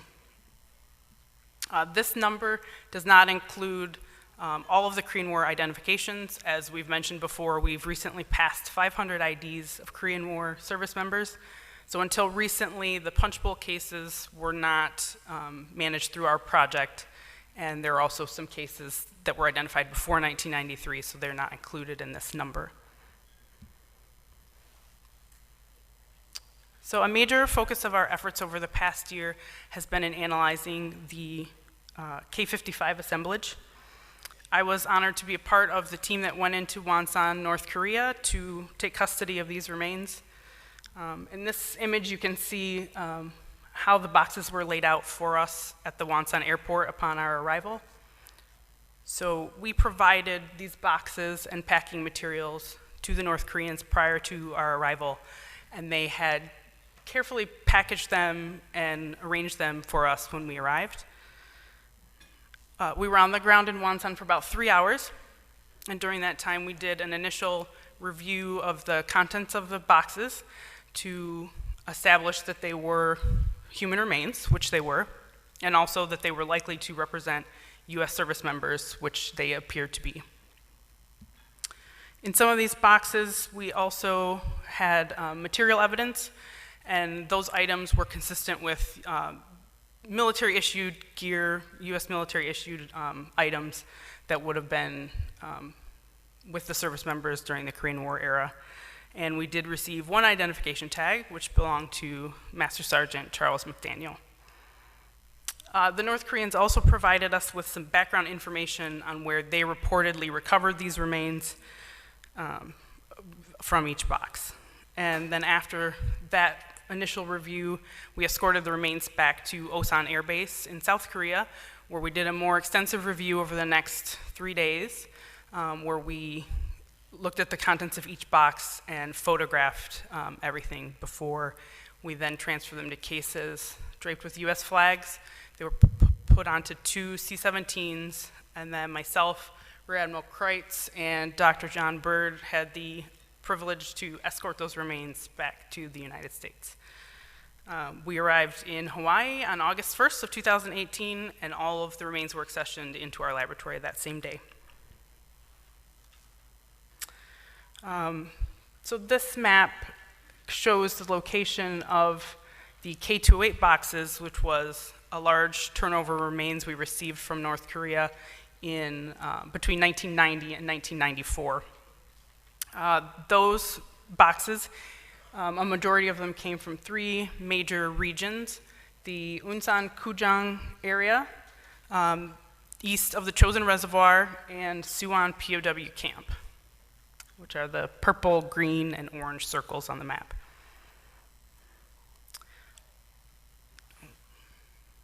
Twenty of the K-55 boxes were also reportedly recovered from the Unsan and Kujang area, and the remaining 35 boxes were reportedly recovered from East Chosin. So not only were the K-55 boxes reportedly recovered from some of the same areas as the K-208 boxes, but the condition of those remains and the amount of commingling within most of those boxes was very similar to what we saw in the K-208 assemblage. Using a combination of mitochondrial DNA, isotopic, and anthropological data, we estimate that there are approximately 250 individuals represented in the K-55 assemblage. Of those 250 individuals, we believe that approximately 170 of them are American service members, and that the remaining 80 are likely to be non-US personnel.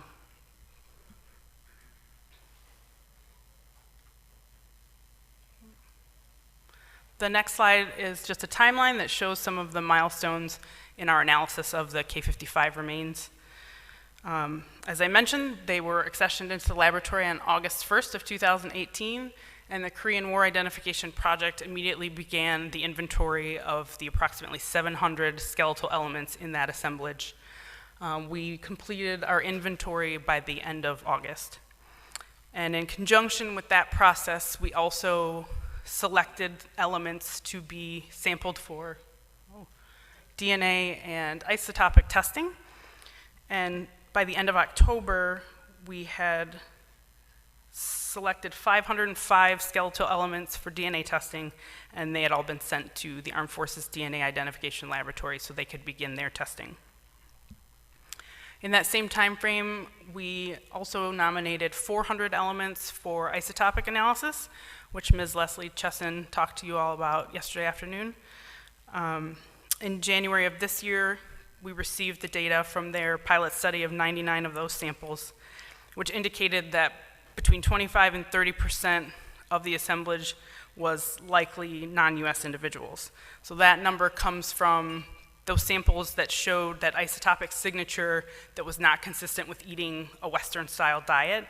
And then there were a group of samples that had an indeterminate isotopic signature, and we hypothesized that some portion of those are also non-US individuals. In June, we received the data from the remaining 300 samples, and that data also corroborated what they found in the pilot study. Between September 2018 and July of 2019, the Armed Forces DNA Identification Laboratory completed the mitochondrial DNA testing on all 505 samples that we submitted.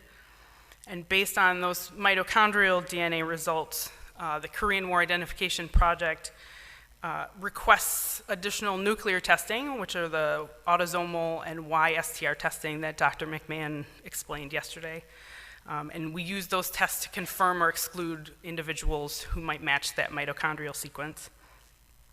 And as with the mitochondrial DNA tests, AFTL was processing these requests with a very quick turnaround time, which enabled us to make several IDs already out of this assemblage. And we are continuing to request nuclear DNA testing as we continue our analysis. At the end of June, at the end of June of this year, we had made 7 identifications from the K55 assemblage. And as we heard earlier, just last week, we announced the identification of an 8th individual, Major Harvey Storms, on July 29th. So these are 7 of the 8 IDs that we've made from the K55 so far. The first identification that we made was that of Master Sergeant Charles McDaniel, and he was accounted for on September 12th, 2018. So that was roughly 6 weeks after we received the remains in the lab. The following day, we accounted for Private First Class William Hoover Jones, and in these 2 cases, we were able to make the identifications rather quickly because we had circumstantial evidence that helped us narrow down the number of individuals who were likely candidates for these remains. As you all know, the presence of Master Sergeant McDaniel's identification tag made him an obvious candidate to compare the remains that we found in that box.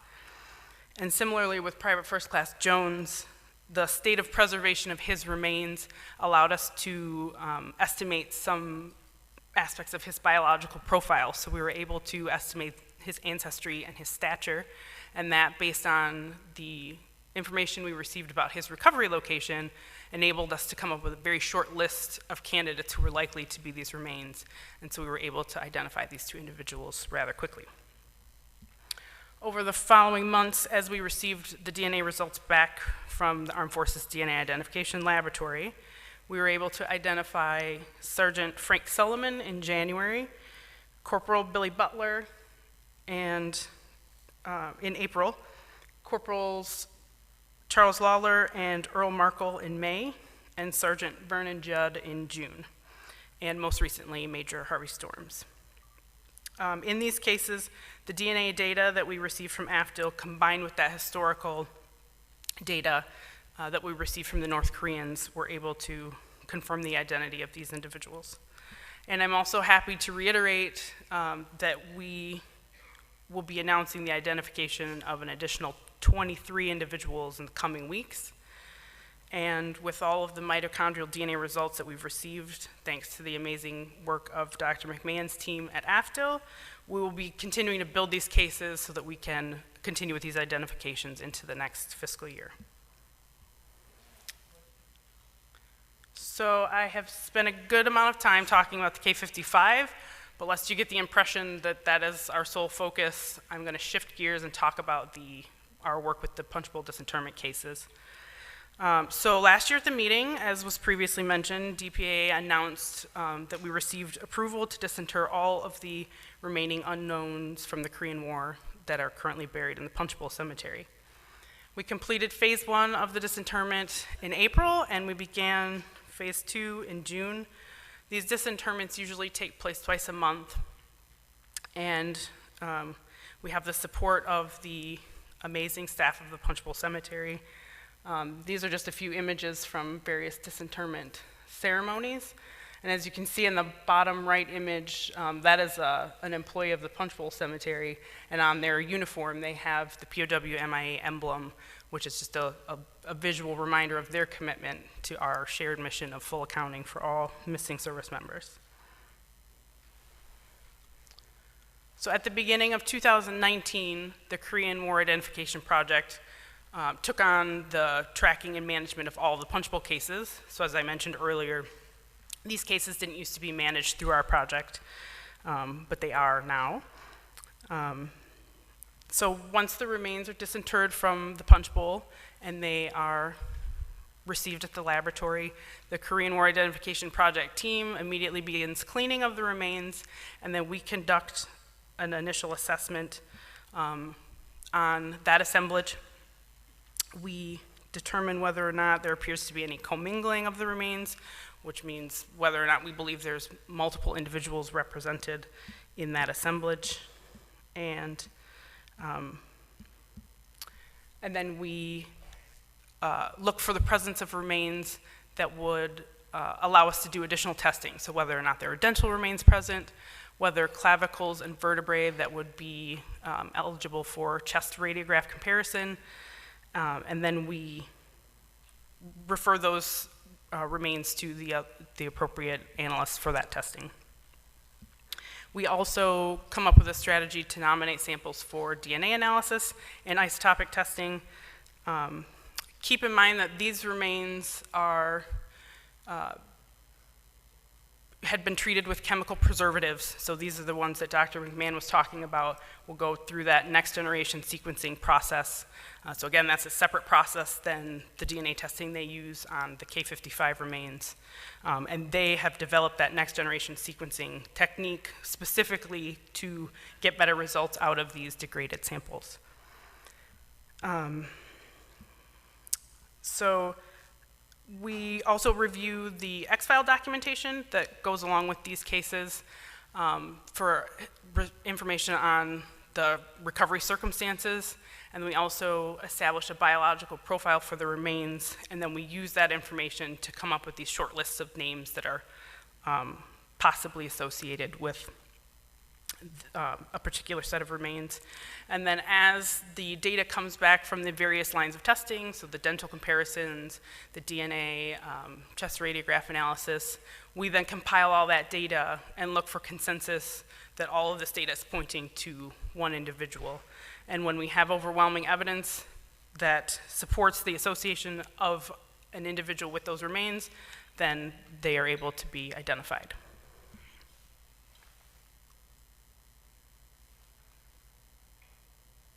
Can you go to the next slide, please? Thank you. So we have so far identified 4 individuals from the phase 1 disinterments.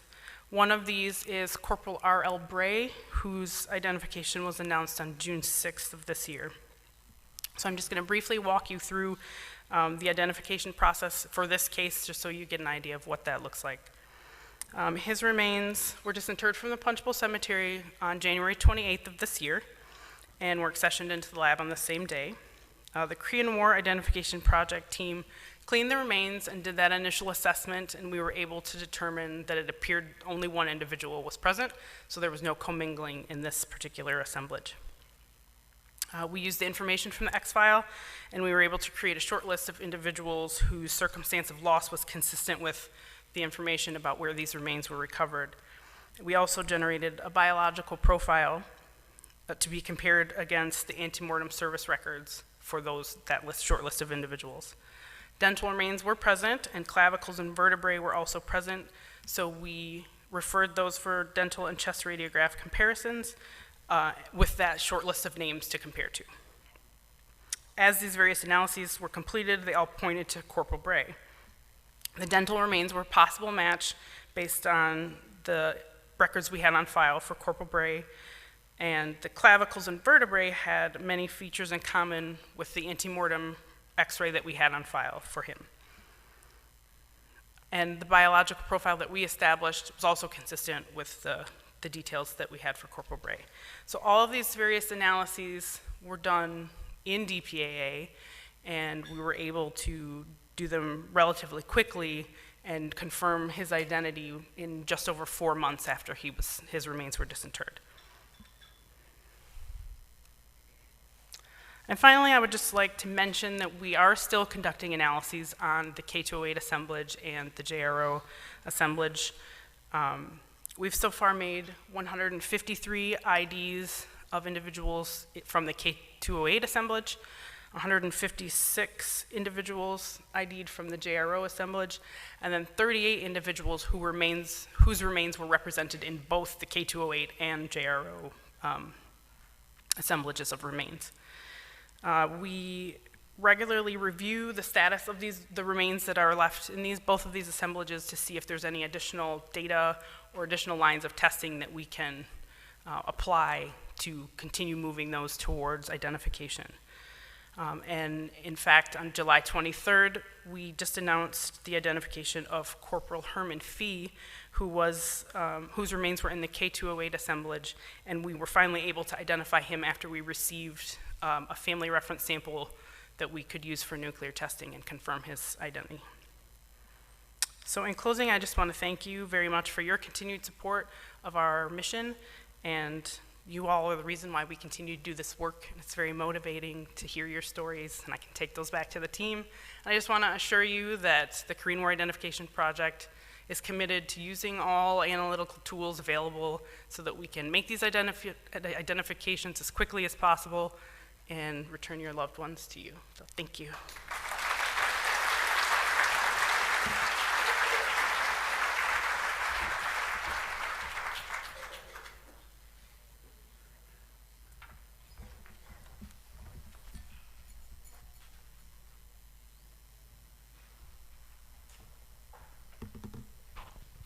Okay, so quick audible before we transition to our next. I just wanted to let everyone know that Secretary Pompeo just retweeted the Vice President's tweet that we had up earlier today. I'm just going to go ahead and read it to you. Honored to hear the remains of 25 more U.S. service members missing since the Korean War will be returned to their families. A promise kept from the agreement between Chairman Kim and President @real Donald Trump at the June 2018 #Singapore Summit to return all of our #fallen heroes. So that was posted at 10:37.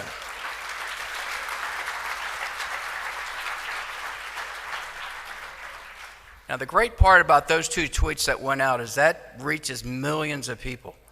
So that's millions more people that understand what it is that we're doing here today.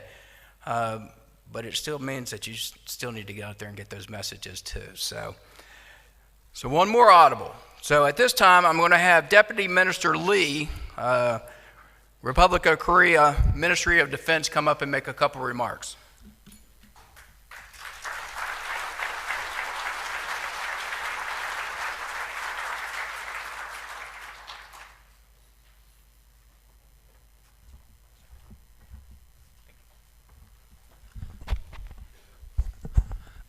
Hello.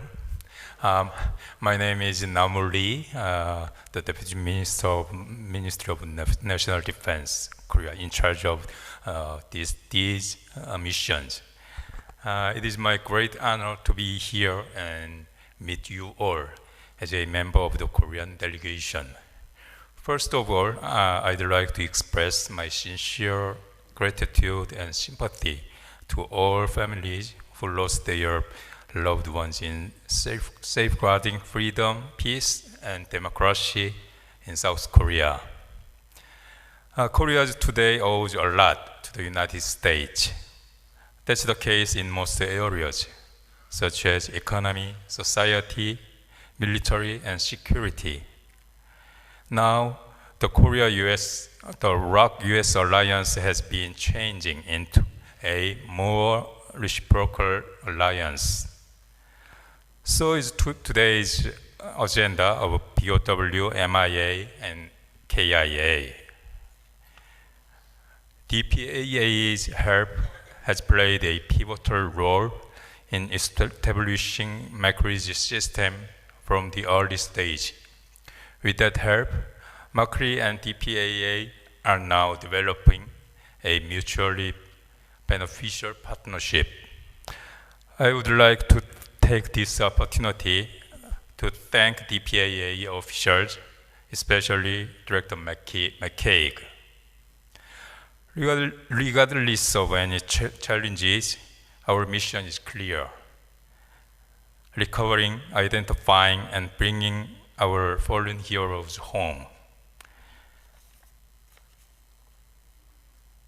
It is our sacred responsibility and solemn duty. Ladies and gentlemen, my team and myself will spare no effort in fulfilling our mission. Thank you.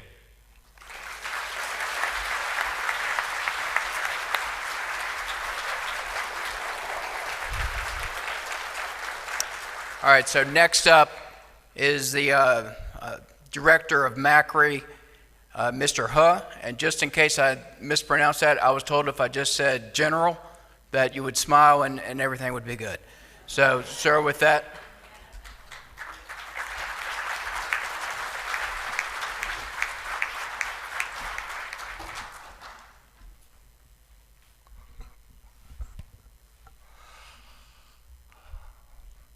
Good morning, ladies and gentlemen. My name is Ho-Ukku.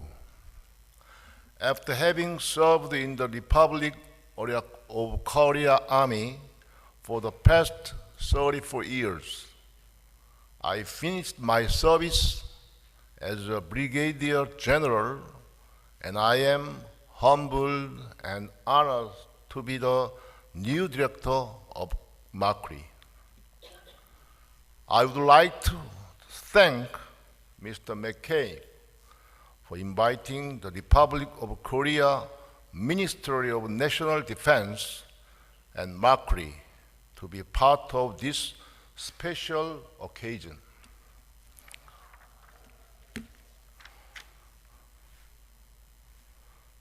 It is my very first time attending the KCW meeting, and no words can describe how honored I am to be here with you today. And I am humbled to be part of this solemn duty of bringing our fallen heroes home.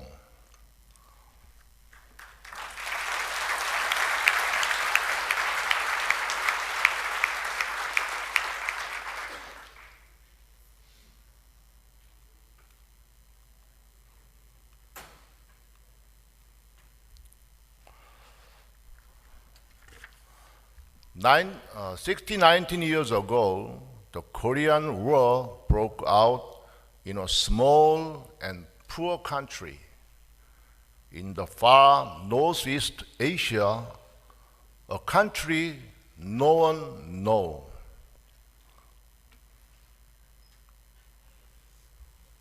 The communist forces were swarming to swallow the Korean peninsula. The fate of South Korea was hanging by a thread. But your family members, our ultimate heroes, knew nothing but to hold every front lines and battlefield to all cost. Together, our young men and women defended the freedom of the land, air, and sea.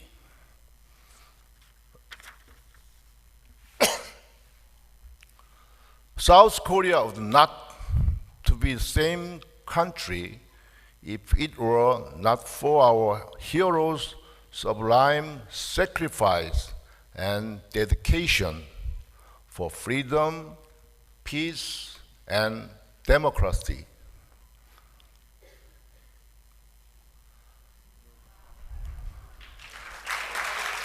Thank you.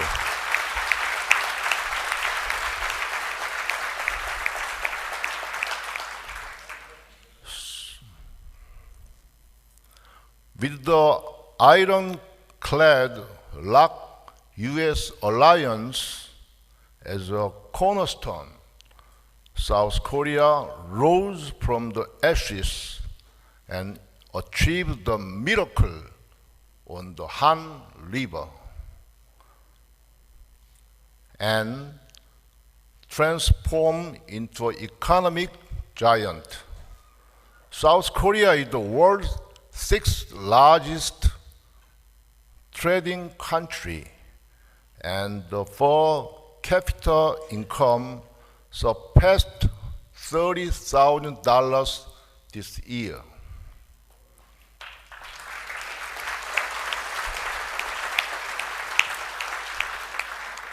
South Korea is a free country with a vibrant culture. Again, South Korea stands where she does thanks to your family members. Thank you.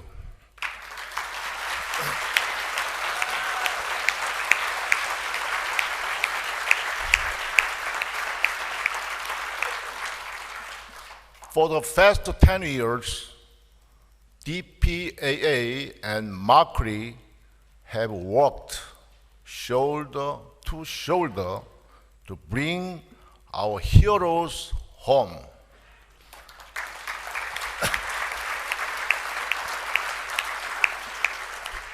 Even at this very moment, staffs of both agencies are exerting their best efforts to fulfill our mission.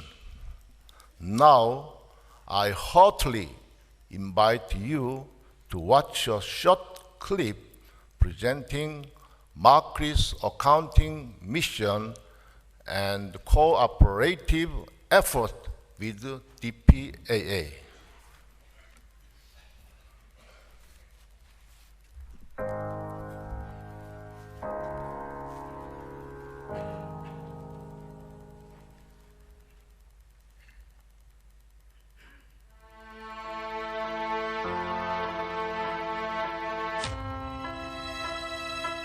There was a solemn pledge upon the proud taekuki, the national flag of Korea,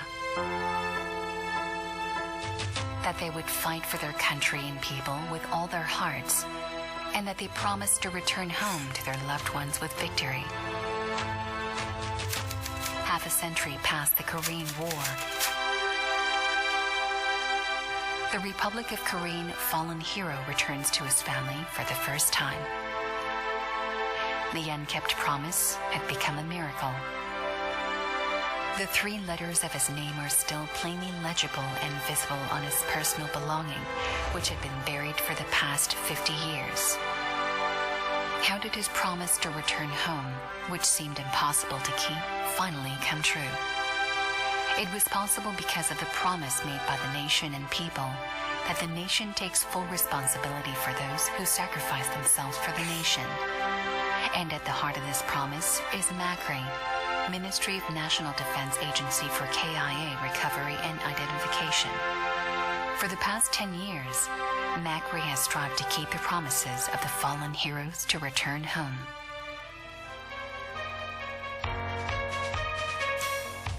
MAKRI was established in January 2007 with historical missions to recover and identify the Korean War missing servicemen. The year of 2009 was a special year for MAKRI. A new headquarters was built with a state-of-the-art central identification laboratory. In addition, the Kia Total Information System, Kia TIS, was devised to accelerate MAKRI's Kia Recovery Project. For the past 10 years, 1,000 soldiers have been assigned to 80 different Korean war battlefields on a daily basis to bring fallen heroes home. Annually, around 100,000 soldiers have been taking part in the project.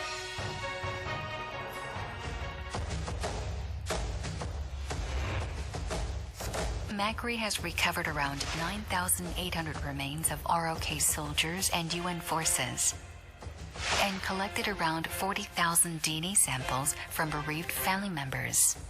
This has led to a successful identification of 128 ROK and 8 US soldiers, and they were returned to their families. The Kia Recovery Project has contributed in enhancing international ties. Repatriating remains of the UN participant countries have promoted solid trust between the ROK and its allies. The repatriation of Chinese forces remains takes place every year as a humanitarian effort. With its internationally recognized expertise, MAKRI has worked with Libyan Authority to recover and identify Libyan missing personnel from the Civil War and shared its expertise and experiences with Australia and Vietnam, thereby fostering national stature in the world.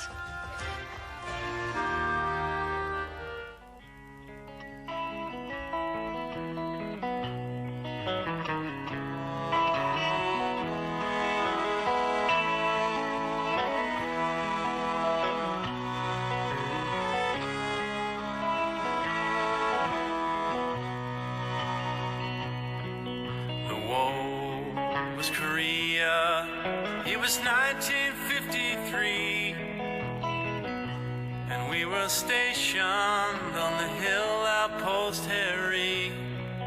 We knew we'd be hit, but we didn't know when. All hell would break loose on the night of June 10.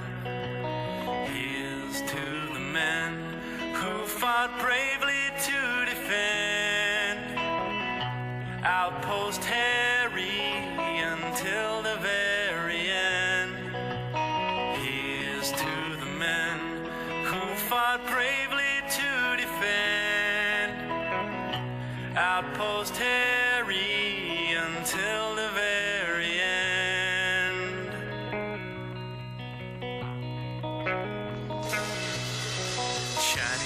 was swarming with heavy artillery.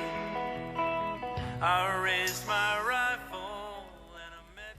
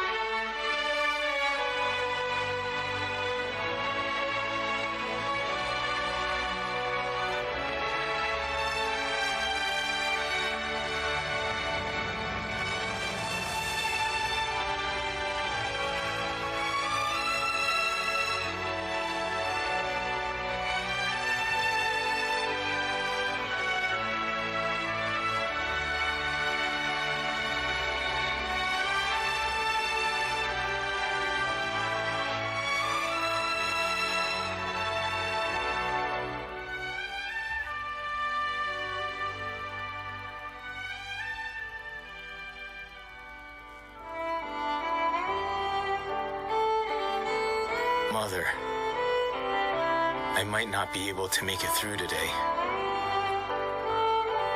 because those enemies will not return empty-handed. Mother, it is not death that I am afraid of.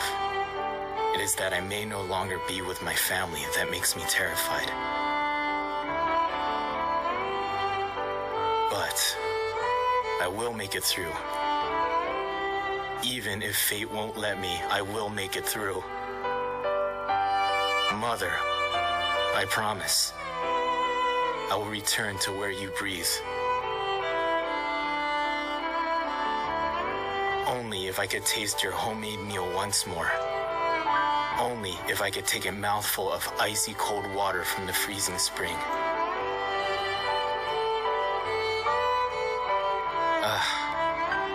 They're getting close. Mother, it is time to say goodbye.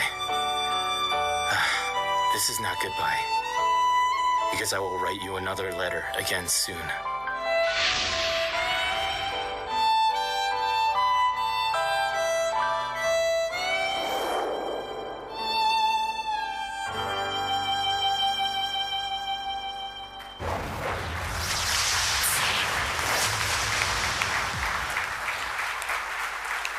Thank you.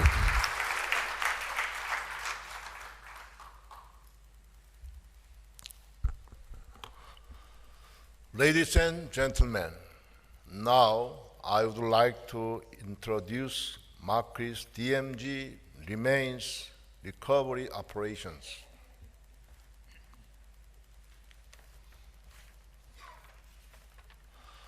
Accounting in Korea, we have 5,211 U.S. missing servicemen in Korea. 61% of our total missing is in North Korea, 20% in DMZ, and 19% is South Korea. So far, MAKRI has recovered 18 U.S. servicemen and 9 heroes will be able to return to their loved ones.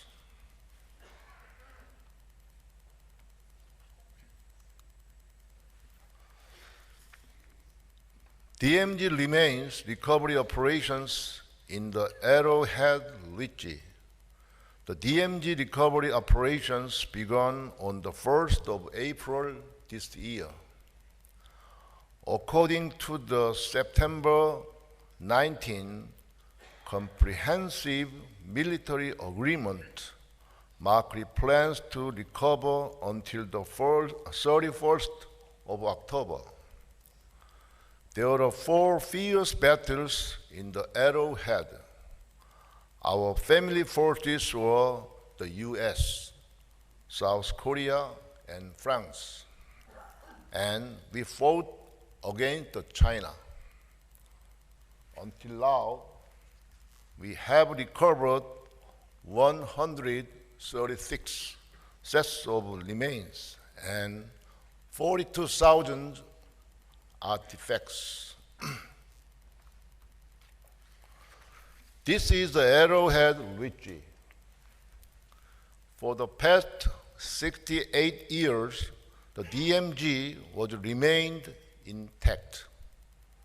I hope the recovery operations in the Arrowhead can heal some of the wounds of the war.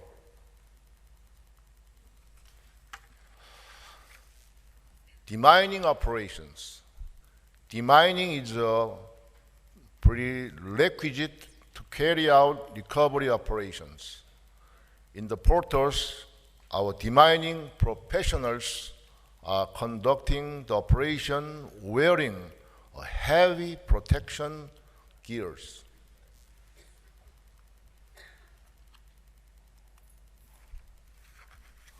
In the DMZ, we can observe various types of battle sites, such as connecting trenches, steep hills, and foxholes. Over 500 soldiers are recovering our fallen heroes with the utmost respect and courtesy.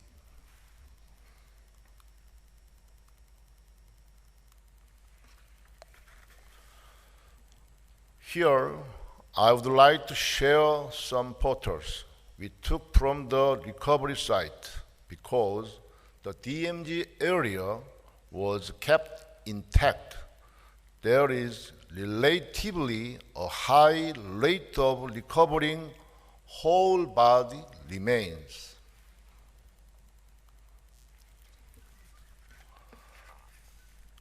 I would like to share some photos of the artifacts which belong to the United Nations forces. The artifacts show you as the identity of the battles. Also, artifacts can play a crucial role in identifying friend or foe.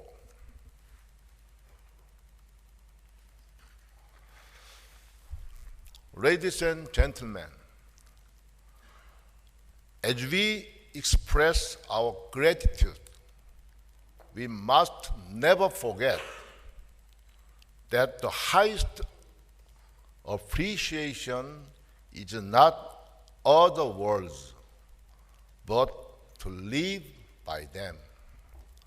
Once said by John F. Kennedy, the 35th U.S. President, MAKRI and DPAA will stand shoulder to shoulder to bring our home heroes home. Thank you.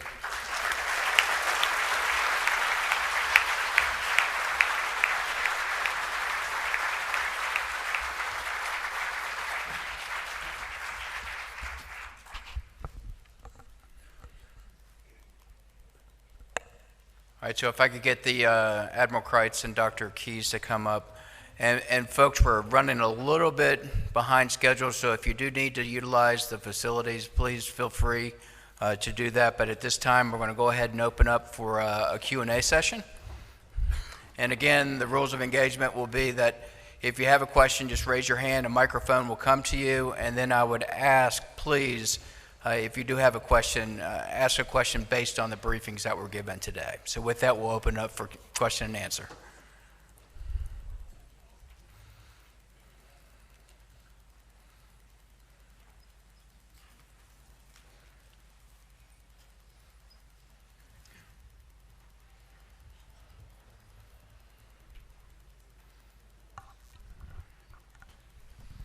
On one of the slides, there was a mention of phase 2 in regard to disinterring the 652 soldiers from unknowns from Punch Bowl. What is, or what are phase 3 through 7? And what is the timeline for these?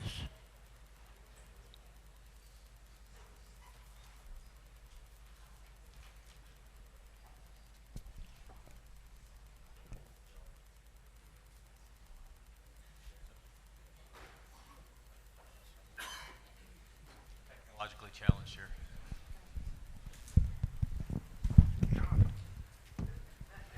Okay. Phase 2 focuses on the United Nations Military Cemetery in Taegon, along with unknowns recovered in that general area as part of the Tengok recoveries. So this area was chosen next because of its association with early July 1950 engagements between U.S. and enemy forces. Additionally, only one U.S. Army division, the 24th ID, fought in and around Taegon. So approaching this as a consolidated phase is also beneficial, since the heavy combat of the 24th ID engaged in resulted in subordinate units becoming intermixed during the withdrawal, often preventing unknowns from being associated with specific units or other casualties from this time period. So that's how we focused phase 2. Phase 3 encompasses the unknowns from the UN military cemetery in Miryang and later recoveries. Oh, you're going to get me all these Korean words. From an area near the Pusan perimeter. And there were 2 U.S. Army divisions, the 2nd and 24th IDs, along with the 1st Provincial Marine Brigade, and reserve formations from the 25th ID that fought in that area from late July to September 1950. So this again, presents a limited number of casualties for comparison with the unknowns from that area, both geographically and based on those that were temporarily interred. So again, that's kind of a grouping that helps with our analysis. Phase 4 is composed of the unknowns from the Daegu area, the Pusan perimeter, which was very defended by the U.S. Army's 1st Cavalry Division from late July to September 1950. There also were other 8 U.S. Army units that were also occasionally committed to that area to serve as reserves during the crisis moments.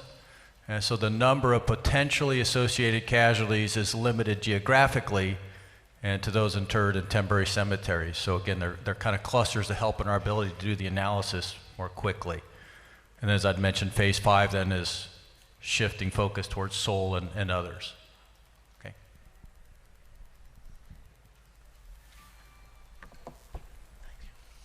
Hi. 2 questions. One, Admiral Kreitz, is it possible, and if it's already posted, I apologize, to post either on DPA's website or maybe the lab has their own, a breakdown of these phases like you just recounted? Yes. Thank you. We will do that. Thank you. And let us know where that is, because sometimes going through the website, it's hard to find these things. Will do, sir. You can come up and knock on my door and just let me know. Thanks, Rick. The second one, second question is regards to K-55. Indications, Dr. Keys, was that, was the right word? that the remains came from the same area as the K208. If that is correct, in all of your opinion, do you think that the North Koreans have been hanging on to these boxes since then, which would, if so, indicate that they might have many more that they're hanging on to from the same region and just kind of waiting until the right opportunity comes, or that they are going out periodically and going after more remains? You know, I'm going to jump in because we know that the DNA analysis from the K-55, that out of the sequences that corresponded to 170 U.S. personnel, about 20 of those corresponded to other individuals that we've looked at before. But I'm hesitant to want to get into estimating or giving opinions on what the DPRK has done or is doing in terms of looking for remains.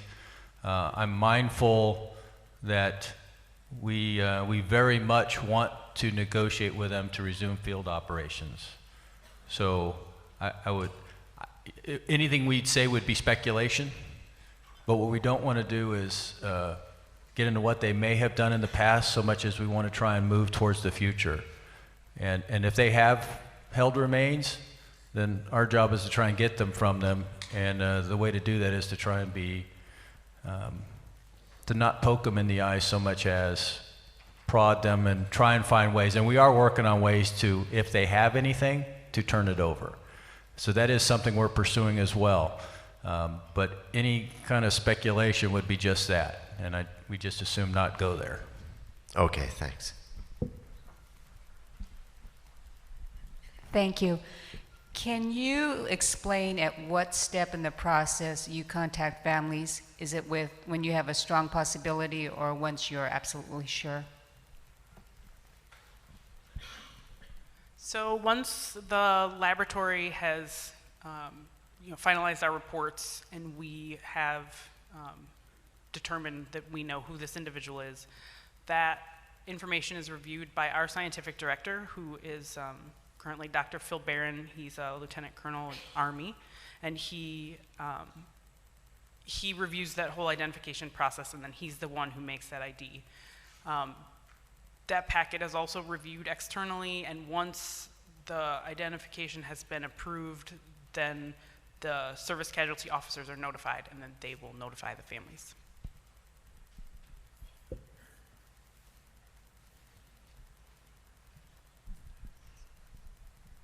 This question is for the General. I apologize for not knowing your name. Thank you for your service. Through the time you said you had service, I believe you said you had 30 years or so of service. Do you have a relationship with the North Koreans as far as dialogue, as far as trading remains, and a pursuit for the future to keep this going? And I want to thank you for everything you do for us. I appreciate it.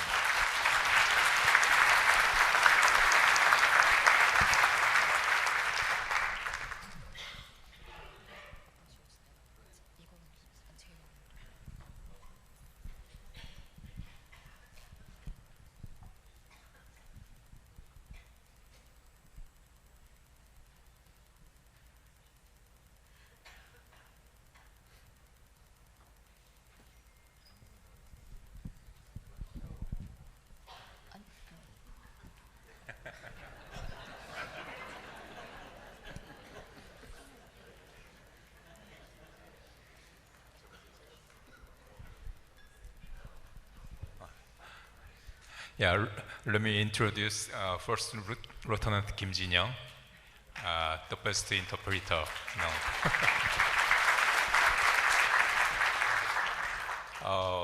뭐 아시는 분들도 계시겠습니다만 올해 4월 1일부터 10월 31일까지 아까 소개해드린 화살머리 고지에서 공동으로 남북이 유해 발굴을 하기로 약속을 했었는데요. 아직 북한은 전혀 그에 대한 반응이 없는 상황입니다.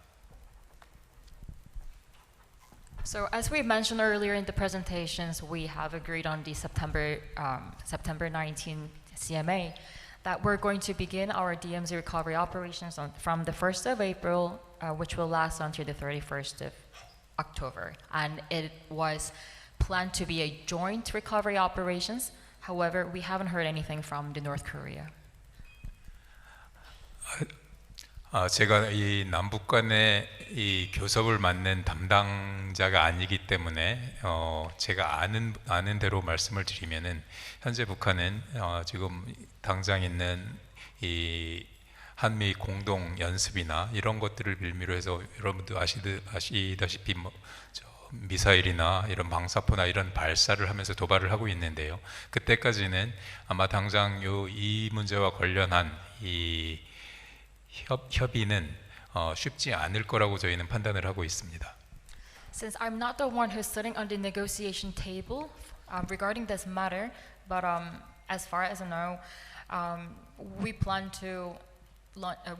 planning on doing the combined exercise with the U.S. soon, and I think it has been triggering the North Korea to launch missiles. So I think considering this situation at this point, I think it's quite hard to share our policy direction of our policy with the North Korea on the issues of the recovery operations.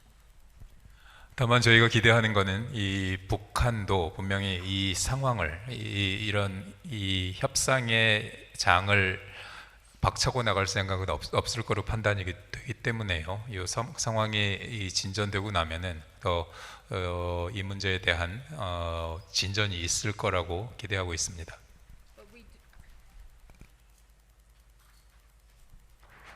But we do believe that there's a room.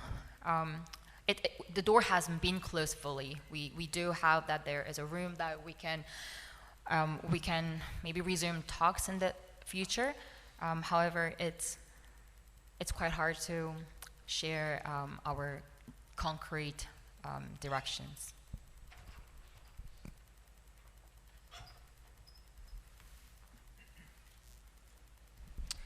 I too would like to hear from our ROK counterparts. So you can't share the details of your strategy and your hopes, but this is a humanitarian operation, and as much as we in the United States have a somewhat hardened perspective about interactions with North Korea, they are your neighbors and you cannot escape them. I wonder if you could share any more humanistic experiences you might have with working, especially in the DMZ. I know I've been there 3 times, and on my last trip there, I took a picture of a North Korean soldier standing guard on his side of the line, and the side eye and kind of wry smile that he gave me as he posed for the picture does indicate there are people back there. So could you share any stories of your interactions with them and what has been the experience of working with them, especially within the DMZ on Arrowhead Hill? Thank you.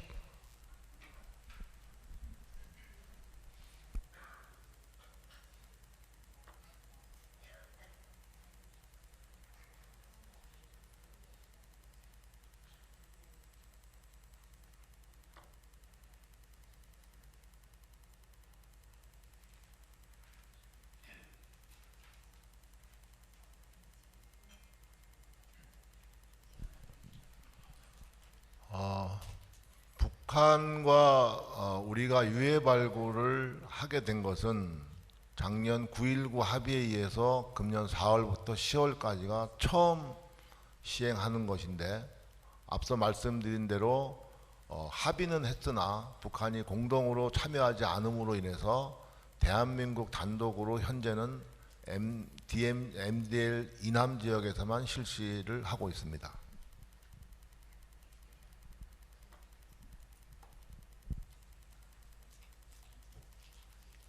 So our joint recovery operation has to be the unilateral one, and Right now, the ROK soldiers are carrying out the operations on the southern part of the military demarcation line.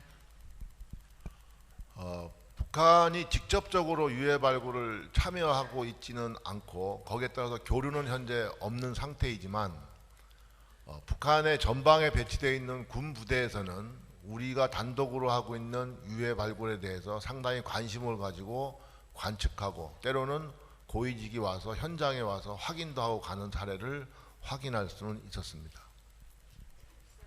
So unfortunately, we don't have many stories of interaction with North Korea that we can share with you today.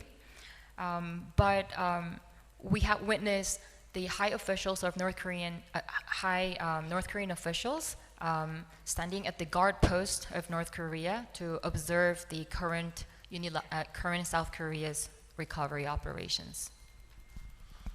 지난주 7월 27일 날 정전 협정 관련해서 대한민국 대통령께서 주미 대사를 통해서도 말씀하셨지만 북한과 추가적인 합의를 계속 이루어져서 비무장지대 안에 유해 발굴을 확대해 나갈 것을 추진하겠다고 하는 의지를 밝히신 바가 있기 때문에 그와 같은 것이 잘 진행될 수 있도록 희망하고 있습니다.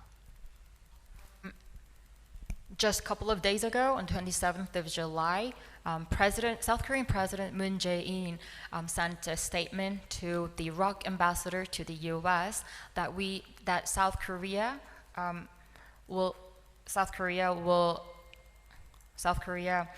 plans to expand the areas of the recovery operations in DMZ. Thank you.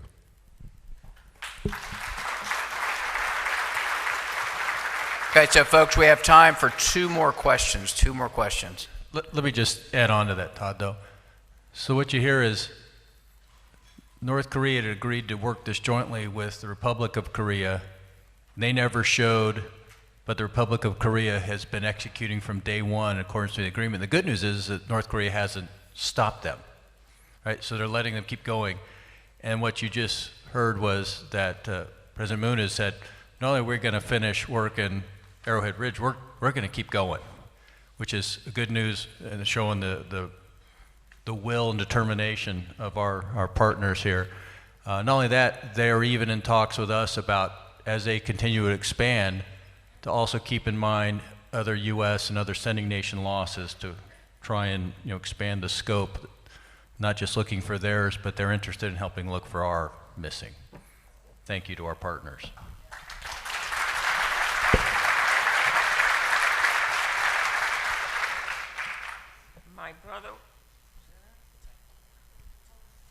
My brother was in the Battle of Unsan, and I was wondering, have you been able to go into Unsan? It's near the Pyongyang River, and find any bodies or anything? Because someone was on, my nephew told me that there was someone with the same unit number, M Company, 3rd Battalion, 8th Cavalry Regiment, 1st Cavalry Division, that was found. And they don't say where. So I was wondering, it would give me some hope that my brother was unit, that they're finding some bodies there. Yes, ma'am, thank you. So going back to Operation Glory, there were only a few bodies returned from Operation Glory 1954 from the Unsan area. They ended up being ROK soldiers. So in 1990 to 1994, the North Koreans returned us 19 containers of remains that they said came out of a town called Cheongsong-ni. That Cheongsong-ni site is about 1.5 kilometers northwest of where M Company was. And then from 1996 to 2005, minus the years 97 and 98 and 99, our own teams operated in the Unsan area. Then with Governor Richardson, they returned another 6 containers of remains. And then last year, with the K-55, they returned another 8 containers of remains. So we have a lot of remains to work with to identify Unsan missing. And to date, we've resolved 61 cases of the original 293 for Unsan. So we've really gone a long way on getting a lot of these cases resolved. Yeah, that's what I just wondered, whether that one person was from there. There was nothing said about the area that he came Well, from. the one K-55 from last year you're talking about, he was a medic happened. working with the 3rd Battalion. Well, 3 weeks ago it came out. My nephew called me early in the morning to tell me that we had somebody with the same unit exactly as my Right, there's brother. been so, 3 from the K-55 that have been identified from the Unsan area, and they were all with the 3rd Battalion, or supporting the 3rd Battalion. Oh, well, that's hopeful, and thank you. And Thank thank you, General, for all you do to help us. God bless. Now, the best part about Dan is he's like Google for anything in North Korea. It's amazing. Yeah, you noticed I didn't hesitate at all. It was like, quick. Okay, time for one more question. Okay. This may be for Deputy Director John. You had mentioned that you do have plans to go to like 2 base camps and hopefully 3 joint recovery operations if we get the chance to go back. Do you know, when you say base camps, are you speaking of like POW camps? No. Okay, good question. No, I'm talking about where we would come, like if we go to work, we basically like build our own little village. Okay, so we actually would bring in Navy Seabees and construct a camp, base camp, for us to operate out of. So in the past, we have set up base camps around Chosin Reservoir, normally on the east side, and as well as the Unsan area. Initial plans would be to do the same this next go-around, but also start to look at other options in the future, because we want to get in the door and then keep in there and expand. But the base camps are where our people would work from. Okay. Do you think we hopefully would have any chances of going like up south towards like the Yalu River where we had POW Camp 5? Not initially. Again, so when you look at where we'd want to put the base camps or where we have large concentrations of cases to work. So we have a lot of actionable cases to work around Chosin Reservoir and Unsan, two of the heaviest concentrations in the country. And then, again, it's about, we want to build this effort with the North. They know that that's where we worked last time we were in the country, and we've had indications that that's where they would project and like us to consider working next. So that's initially where we'd probably go, and then over time, go after the rest. All right, folks, so with that, that's going to wrap up the Q&A. If I can have a round of applause for our briefers.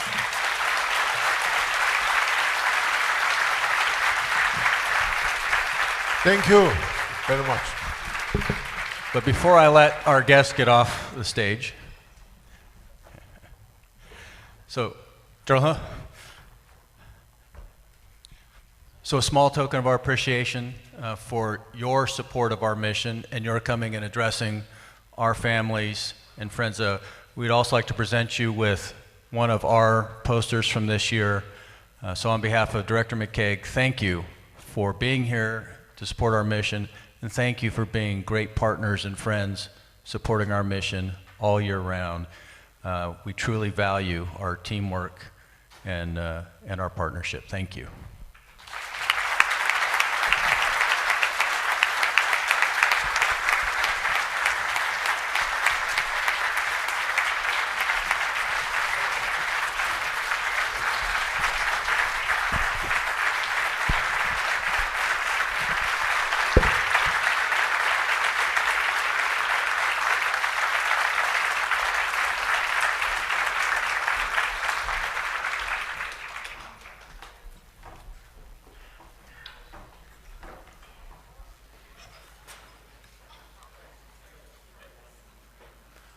All right, folks, so as I said, I know we're supposed to have a break, but to keep us back on track, if you need to utilize the facilities, please do so.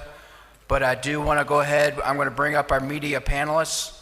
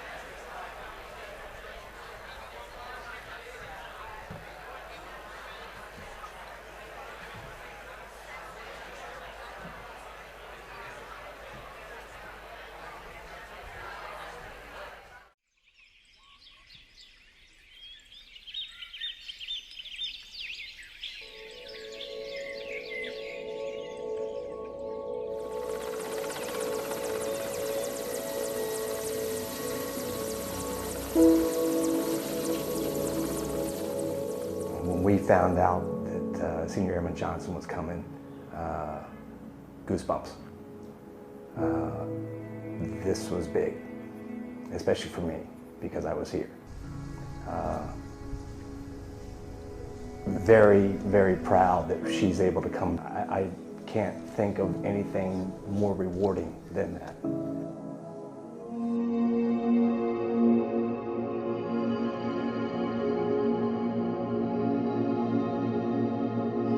I saw that I was slotted for Vietnam, and it was the month of my dad's anniversary, so I had a lot of mixed emotions. Like, I was excited, and then it kind of hit me like, wow, I'm going to do the exact same.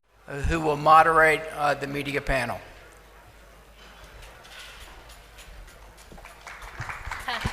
Thank you, Mr. Livick. Good morning, everyone. I wanted to start by saying thank you, gentlemen, for being here, for taking time out of your busy schedules to be with us, to share your perspectives and your experience, and really the genuine passion you have for this accounting mission. And I also wanted to take this opportunity to say thank you to you all for being here. Thank you for your support, thank you for your patience, and thank you genuinely for the sacrifice that your loved one made for your families. What many of my colleagues don't know, actually, Mr. Livick doesn't know this, so he didn't know when he asked me to come up and moderate, that my very existence for being here today and for serving in the military is owed to you and your families for your sacrifices. My father was one of the children who were evacuated from Hungnam, so without the things that your families have done, I wouldn't be here today, and my service is a testament to your sacrifices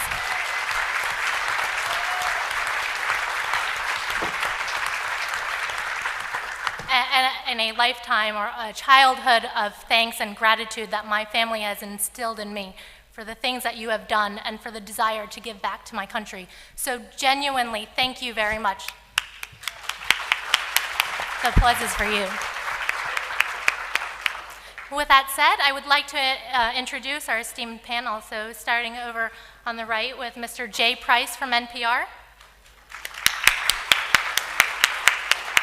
Mr. Leo Shane from the Military Times. Mr. Dave Martin from CBS. And Mr. Luis Martinez from ABC.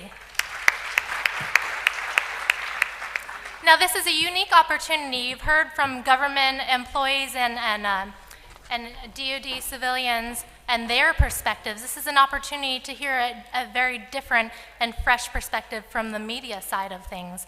So, gentlemen, if you would, if you could please briefly introduce yourselves, talk about your coverage, your background, and what drew you to this accounting mission.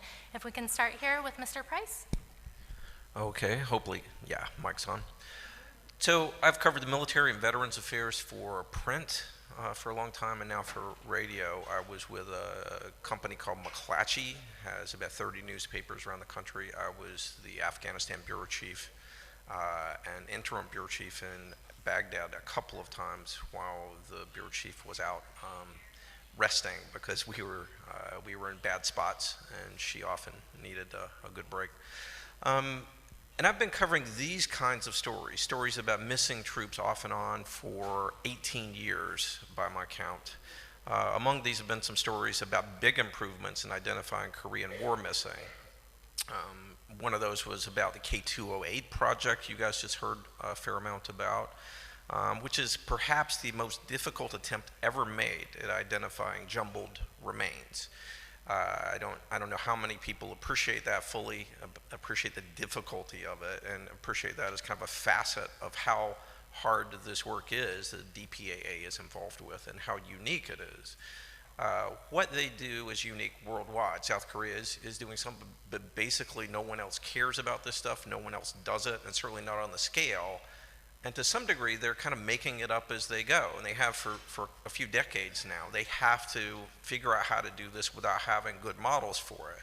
They can kind of piece together things, like there are good models for how to do an archaeological dig, which is what often these things are, a good, solid, scientific archaeological dig. There are good models for how to deal with explosives when you find them in the midst of your work, and when they're doing field work, they carry explosives experts with them to do this sort of thing. They're good models for a lot of the facets of what they do, but they've been inventing the methodology, and they've been inventing, particularly with the new advances in DNA, they've been coming up with a lot of the science that makes this possible. So this isn't just something they're doing that someone else figured out, and this is part of why the work is difficult and takes a lot of time. Another thing that I covered was most recently the punch bowl disinterments and what that initiative means to the bigger picture of all missing troops. This is basically the demise of the kind of idea of chucking one or two service members in the ground who are unknowns and saying ceremonially, this is it. Basically what it means is there aren't going to be unidentified troops in great number anymore. They figured out how to identify huge numbers of people that were almost impossible to identify before. I'm going to veer off the script a little to an earlier war, and this is the real way I got started covering these issues. All good stories for journalists are about people at some level. In 2002, I talked with a woman named Jetty Smith. She was 83 years old then and lived in a tiny community called Handy in central North Carolina. She was one of the last two siblings of what had been five. I think this is a kind of story you're all familiar with. You might be part of a story like this. One of her brothers, Fred, had been a much admired teacher in the local high school. He'd been a baseball coach, and he carried a baseball glove with him wherever he went, even when he shipped out for World War II to the Pacific Theater. While he was gone at war, every month he'd send his mother money, and every week he'd send at least one of his siblings a letter, and he would ask in return for those sports pages from the local newspaper so he could keep up with the local teams. He got through the war okay. Right at the end, he got through. His family, like hundreds of thousands of others across the country, breathed kind of a big sigh of relief. And when it was his time to come home, he boarded a small bomber that was island hopping its way back, and he boarded carrying that ever-present baseball glove of his. Then his plane just vanished. It just vanished in the sky over the Pacific. No one knew what had happened. No one. Now, I think you all have a better understanding than I do or anyone else out in kind of the wild of how Jetty Smith and her family felt about that at that moment. She told me she had nightmares that plane went down in the ocean. She's had nightmares about sharks eating him. She said, we didn't know what happened, so we would fill in the void with the worst things we could think of. But she did find out. They did find out, the ones who were left. A woman with a predecessor of the DPAA called her and said the plane had been found, and that's when I contacted her. And later I followed up to find out more about the case after just kind of the initial story about this shocking phone call out of the blue. Against huge odds, the wreckage had been spotted by a crew of a mining company helicopter that was exploring remote mountains in Papua New Guinea. That's the highest island mountain range in the world. It's really difficult for helicopters to fly high altitude and hot climate, and it was about as high as it was going to get. The shredded plane was way up. It had smacked into near the top of a mountain at about 13,000 feet. So later on, after this was reported back to the U.S. military, it was pretty clearly a military aircraft. Later, a couple years later, another helicopter brought a 3-man U.S. team to the site for a preliminary site assessment, try to figure out what was there and what could be done, what should be done. And that helicopter, as they're straining at that high altitude trying to get up there, the wreck site was so steep it couldn't land. It had to hover as 3 men stepped out on the landing skid and then jumped onto a boulder. One of those men was John Bird, who, as many of you know now, leads the DPAA science efforts. He's been here. I'm sure he's talked this time. So these guys are risking their lives for this. So you got Jetty at home. You've got a human who cares, and you've got somebody else who cares, is like literally risking their lives. He got the identification plate from one of the engines, and part of the tail number was left, and he took that down. And the military used those things, of course, to check the passenger crew manifest and figure out who was likely to be aboard. And that's how Jetty Smith got that first shocking phone call. Then Byrd came back as part of a 10-member team to recover remains if they could be recovered. It was hugely dangerous work. They had to build a platform to let the helicopters get closer to land, and because altitude sickness can be fatal at that altitude, they were rotating half the team off every day. And while they worked on what was essentially one of these meticulous scientific archaeological investigations, they had to stay clipped into safety harnesses so they didn't fall to their deaths. The aircraft was on a tiny little ledge on a 1,000-foot vertical drop. It was cold, I think in the 40s a lot of days, and rained pretty much every morning. The 10-member team had to have, one of the members had to be evacuated, had to have an emergency evacuation because of altitude sickness. And it took them a full month working like that in those conditions. And then everything that they found had to be carried back to the lab, as you well know how this works, for pretty careful analysis. That's how Lieutenant Fred Smith came home to his family. Before the funeral, I asked Jetty what she was going to do when he was finally in that cemetery plot the family had kept for him all those years. This is a quote: "I want a rose for every year we didn't know what happened. Half of them at the head of the casket and half at the foot," she said. "And when I see that box go in the grave, I guess I can finally accept that he's gone," and that she would know exactly what had happened. She did all those things. She put those roses out. And not only did they recover some of his remains, they answered the questions of what had happened in a way. The climate at that altitude preserves things, even in New Guinea, and they found maps that the crew was using. The height of the mountains wasn't shown on those maps. Maps could be pretty crude at that time. And B-25s, the pilots liked to fly them low because they typically didn't have heated or pressurized cabins.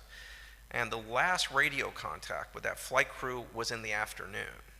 The recovery teams knew from just being up there every day for a month that every afternoon clouds crept up from the jungle below and basically hid the mountain. So afternoon, the mountain hidden with this stuff they saw, the maps not showing the mountain height, plane flew straight into it.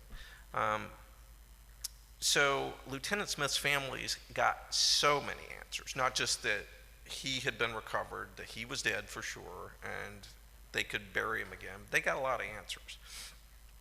And in the wreckage, the recovery team found actually a bunch of baseball gloves. It looked like maybe Fred Smith, who was an officer, and I was talking to Dr. Byrd about this earlier, maybe the officer organized a baseball team in his unit or something like that. Of course, the family didn't get a baseball glove back. You couldn't identify whose baseball gloves belonged to who or whatever, but still. So Jetty Smith died 6 years after that. That was close. She almost didn't have those answers. And every time I start working on a story about an MIA case, I have one underlying thought, and the thing that drives me is that ticking clock. The clock is ticking for all of us, but for your missing loved ones, it's ticking pretty fast now. And that's why I think stories on this are important and why I try to keep up with what's going on. And the importance of that ticking clock, that's a question I ask DPAA scientists. It's not just something I think about. When I talk with them, a lot of times I'll ask them that. And because, I want to know if they're motivated by that clock too. They understand that it's ticking for all of you in a way that it might not be for the regular civilian population, especially those of you who actually knew the missing men.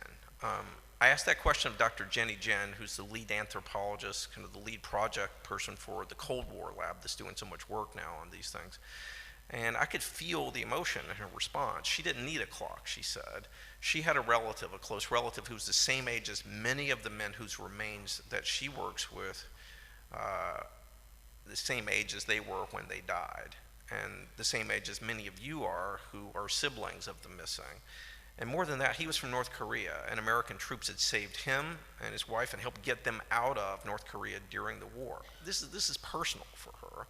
And people like Dr. Jen and family members like all of you and Jetty Smith are why these stories are important. A lot's gone on with MIA issues since the POW-MIA movement got its start in the 1970s. I think we're all aware of the problems that DPA's predecessor had. I think we're all aware of the tensions created by the sheer number of missing, the practical limits on DPAA's resources, and that ticking clock. You know, this is all the time is pressing all this together. Do they have enough resources to get all of you answers? Answers are why DPAA exists. Its job is to try to get you whatever answers it can. Short term, that might mean we don't know. Here's our current thinking on your case. Long term, it might be the kinds of solid facts that Jetty Smith got. And the families are never going to all get those answers. They're never all going to be happy. I know some are unhappy now because they seem to have pretty solid information about where their loved ones are and believe DPAA should get on the case. You're unlucky, all of you, that the diplomatic relationships with North Korea are so bad and so unpredictable.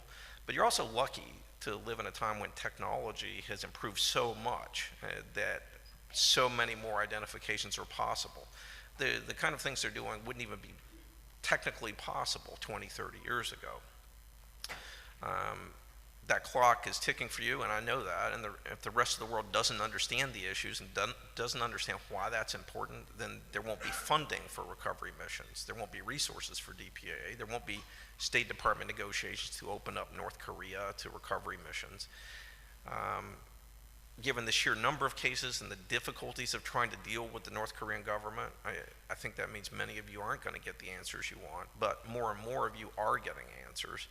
No one else is really doing this sort of work, and it's constantly evolving, and I intend to try to keep explaining that evolution and the issues as they pop up. Great. Thank you very much, Mr. Price.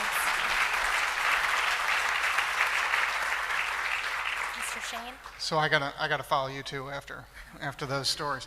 I'm Leo Shane. I'm with Military Times. I've been with them for about 5 years, Capitol Hill Bureau Chief, and I cover VA issues for them. I tell people all the time I don't get to talk to real human beings. I get to talk to politicians for most of the time, so it's great to be here. Before this, I worked for Stars and Stripes for 9 years, and the question was, you know, why do we cover this? How do we get into covering this? It's because of you. It's because of our readers. Obviously, this is a gigantic, important issue to all of our readers. You know, my colleagues over here have to cover a little bit broader audience, a little bit larger policy. We get to dive into a lot of the nitty-gritty of military and veterans issues. So we get to look at the North Korea negotiations not just from the angle of what's going on, what are the foreign policy implications, but what does it mean for families like yours? What does it mean for families that are stationed over there? You know, what does it mean for the postponement of exercises? All the things that would affect folks on that personnel level. So, and these are powerful stories. These are stories that we like to tell because there is some resolution. It's great to be able to relate a story that says, you know, the military mission to bring all of these heroes home has been fulfilled. Always wish we could tell more. Wish we could tell more positive news about the current state of negotiations with North Korea. That the mission hasn't been delayed. But actually, I snuck in the back in one of the earlier panels when we were talking about the 25 new identifications, and after this, I'm going to have to run out and write up something on that. So I appreciate all of you making more work for me today after this panel. But you know, it's important for our readers. It's important for us. And if there's one thing I could relate to you is to share your stories as much as you feel comfortable. I don't have a military background. My father-in-law served in the Navy for a few years before he got out with an injury. I remember both my grandfathers served, but neither one of them really talked much about it. I sort of wandered into military reporting. My wife got a job in DC. I convinced Stars and Stripes that since I had covered the Ohio legislature, that I could be their first congressional reporter, because it's all pretty much the same. It's not pretty much the same, but they didn't know. I was the piano teacher who just stayed one lesson ahead of the kid, and I've made a career out of it. It's great. But the reason I've been able to do this is because of folks like you, because of folks in the military and folks in the veterans community who have been who have been patient with me, who have been willing to tell the stories, who have been willing to pat me on the head and say, all right, let me tell you what you need to know here and what we need to talk about. There's some folks from the VFW in the back who on this issue call me every couple of months and say, why haven't you written anything new? And I'm like, I've got other stuff. And this is more important. Let's get on this. Let's do this. That kind of public outreach is important, and especially as we see some of the civilian military divide. Look, we all know there's fewer and fewer folks who are directly connected to the military. As we got into the all-volunteer force, it makes the service stronger in a lot of ways, but the connection to the rest of the country is important. So it is important for you to help share those stories, for you to help us share those stories, to make sure that connection is still there. Let me leave it there and pass it to my colleagues. Great. Thank you, Mr. Shane. Mr. Martin. So my name is David Martin. I've been covering the Pentagon and the U.S. military for more than 35 years for CBS News. During that time, I must have done by now hundreds of stories about events on the Korean Peninsula, and occasionally I get to do a story about the Korean War and about the issue of the missing. I think I'm like a lot of people. When I began covering Korea, all I knew about the Korean War was that it came after World War II, my parents' war, and before my war, Vietnam, and I knew that it had ended in a draw. But after all these years, I have learned that you can find everything you need to know about war in the Korean War. To begin with, we were unprepared for the Korean War. Less than 10 years after Pearl Harbor, we were once again surprised and once again not ready to fight. And in an irony that only history could invent, the officer who led the first troops from Japan into Korea to try to stop the North Korean advance had been at Schofield Barracks in Hawaii on December 7th, 1941. And Lieutenant Colonel Charles Smith had 2 understrength rifle companies, about 400 men, most of them under 20, most of them without any combat experience. And they were supposed to be what's called a delaying force, which is a euphemism for cannon fodder. And their orders were real simple. When you see the tanks, don't run.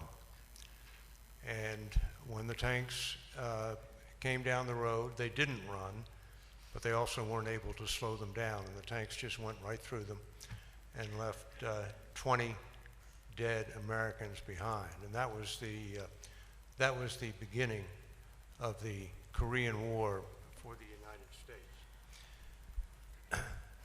The tide of battle turned. MacArthur pulled off the Incheon landings, and then he sent his troops north to the Yalu in what has to be one of the worst military blunders in our history, sending them north as winter was coming in. And it was a classic case of underestimating the enemy.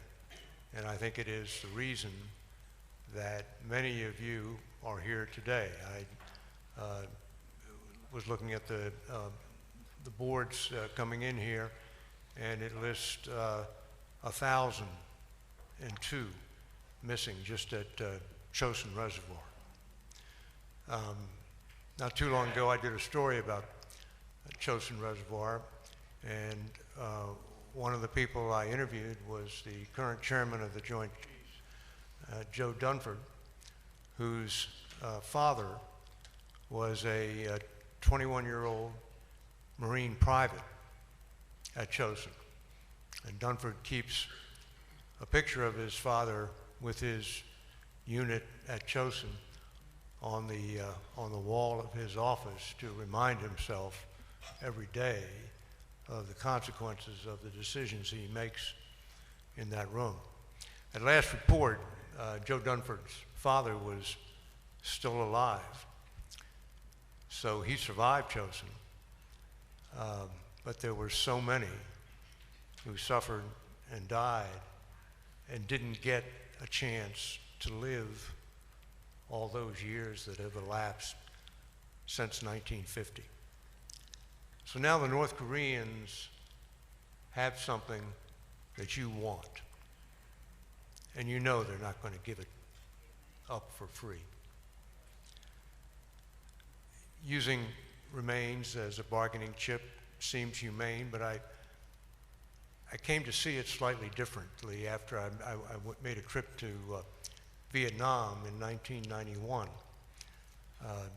Then Senator John Kerry was going there to try to get the Vietnamese to be more helpful in looking for MIAs from that war.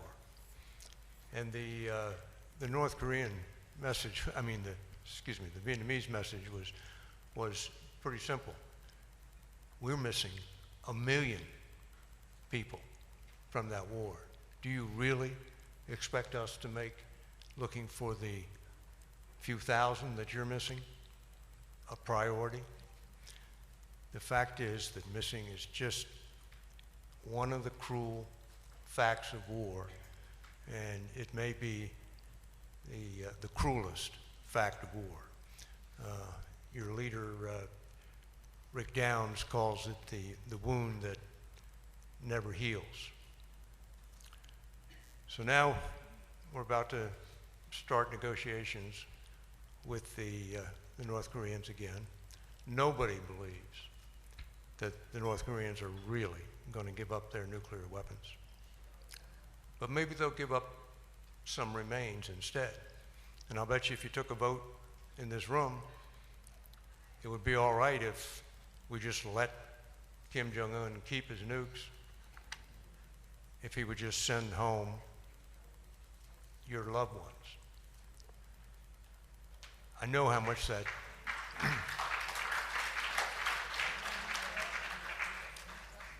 I know how much that means to families.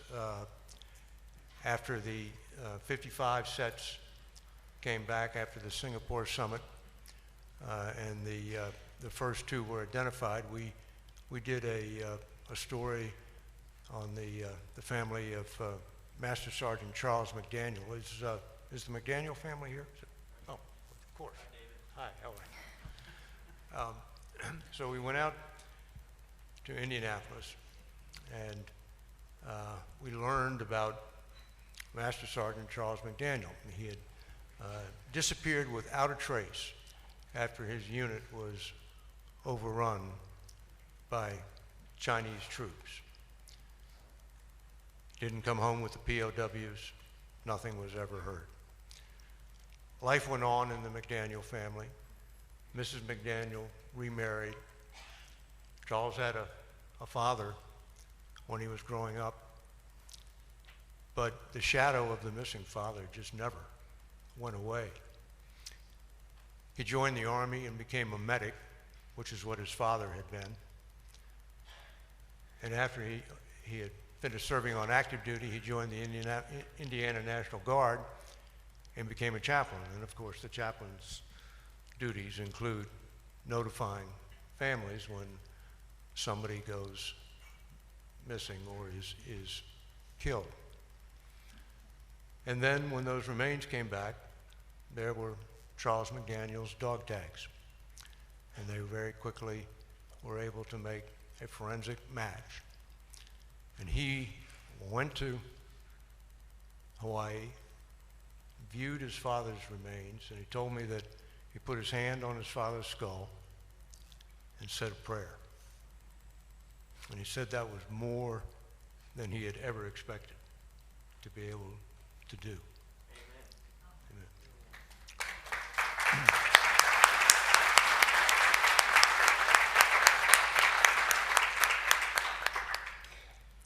And he never did find out how his father died, but he was able to bring him home and have him buried with military honors. And the way he put it to me was, My father had disappeared from history, and now he's reappeared in history.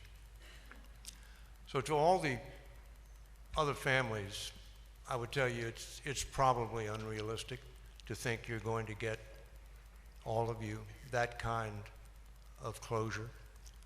But I would tell you to keep doing what you're doing, because you are the human face of this war that most Americans would just as soon forget about. You're the reason people like us keep doing stories about the Korean War. I don't think any of our stories are going to make it any more likely that your loved ones are going to come home, because I think the North Koreans are impervious to pressure from the Western media. At the very least, we're going to educate people about the Korean War and maybe educate them a little about the horrendous mistakes that were made in that war. And hopefully maybe they won't be repeated again. Thank you, Mr. Martin. Mr. Martinez. My name is Louis Martinez, and I'm with ABC News, and I've been covering the Pentagon for the last 13 years. And one of the great things about speaking last is that you can say that everything I want to say has been said. Wow. I've learned a lot from every one of the previous speakers, and that's essentially what we do as journalists. We learn. We learn, and then we pass along what we learn to others, to inform others. And so everything that has been said today has triggered memories in me from everything, actually, that has brought me here today. I'll be brief about them because I don't want to talk about myself, but I mean, it kind of reflects, our stories. Jay was talking about Fred Smith, I think, Fred Smith, and the major efforts to find him. And I remember talking to one of my colleagues one time. He was a reporter for the Boston Globe, Brian Bender, and he was excitedly talking to me about a book that he wanted to pitch because he had come across a story that just piqued his interest, and he wanted to tell it. It was a story of the recovery of an aircraft that had gone down over New Guinea, and it was the story of the major who led that expedition to recover that aircraft, and the airmen who were aboard it, and how it all tied into that major's life, tied into the search for America's Missing. And he did write that book. It was a fantastic book, and it was a narrative that told the story not only of the missing, but also of their families, and also of the people who carry out this mission, and the great regard and value and respect with which they carry out that mission. Part of why you're here today, part of why DPAA is still here. From Leo, we heard about how you deal with politics in certain scenarios, right? I too covered the Hill, and covering the Hill there, I learned about certain issues that are of major import to members of Congress and their constituents, and this is one of the biggest ones. And it triggered a flashback to me about a story about what CBS had done a couple of years ago, that when I saw it, I cried, because it was amazing to me. It was the story of Billy Harris, who was a pilot shortly after the Normandy invasions, and his plane had been gone down in northern France. And Billy Harris's widow was told that he was missing. He was missing for 6 decades. And she had written to Congress, her local congressman, trying to get resolution saying, please, could you check any updates? And the reply from the office was no change, no updates. Well, a few years later, through an amazing series of events, it turned out that Billy Harris was never really missing. It was just that the family had never been notified that his remains had been found and buried at the D-Day cemetery overlooking the cliffs of Normandy. And what had happened after that was an amazing event. It was the bringing together of his widow going to France and discovering that that town had never, that it turned out there was a town close by where Billy Harris, his plane had gone down. There were actually people still in that village who remembered seeing the plane go down. And when she arrived in that village, she discovered there was a monument to her husband. It was incredible. And every year the town would gather and they would honor Billy Harris by name. And now, here she was visiting them. She has made, in her 80s, she has made lifelong friends. And they, the segment was just powerful in how they came out to the wooded area where the plane was recovered and where his remains had been found so long ago, but the word had never gotten to her. And to me, that was just a reminder of yes, your constituents, yes, you can reach out to your members of Congress, yes, they really care about you, but sometimes there can be gaps in those stories. David Martin here. To my right, it is an honor to be sitting to his left, because, yeah, he's been here for 35 years. Yeah, that means I was probably watching him on TV. Yeah, and I was. And I learned, I learned from him about things that interested me, like military coverage, national security, the State Department, all that fancy stuff. But one of the things that he mentioned really triggered a memory to me as well about how we're still learners. I remember when I was growing up in the 70s and the early 80s, I used to live in my local library. I lived there. And one time, and I would always go and read books about World War II or something. I just had a fascination with what was going on back then. That people who were just a couple of years older than me were fighting and undertaking really tremendous acts of heroism and going through great hardship for what was going on both sides of the battles. And I came across a book, and I thought it was a World War II book. And the title was On to the Yalu. I didn't know what that was. So I opened the book, I cracked it open, I saw the pictures, and I was like, what is this all about? I don't know about this. So think about it. In the 1970s, early 1980s, right? I'm a kid who's big on history, and I did not know what had happened. I did not know about the push to the Yalu. I did not know that MacArthur thought he could make it a clean win by Christmas, right? And I read that book.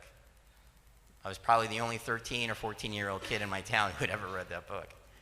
But it gave me a level of understanding that I didn't have before.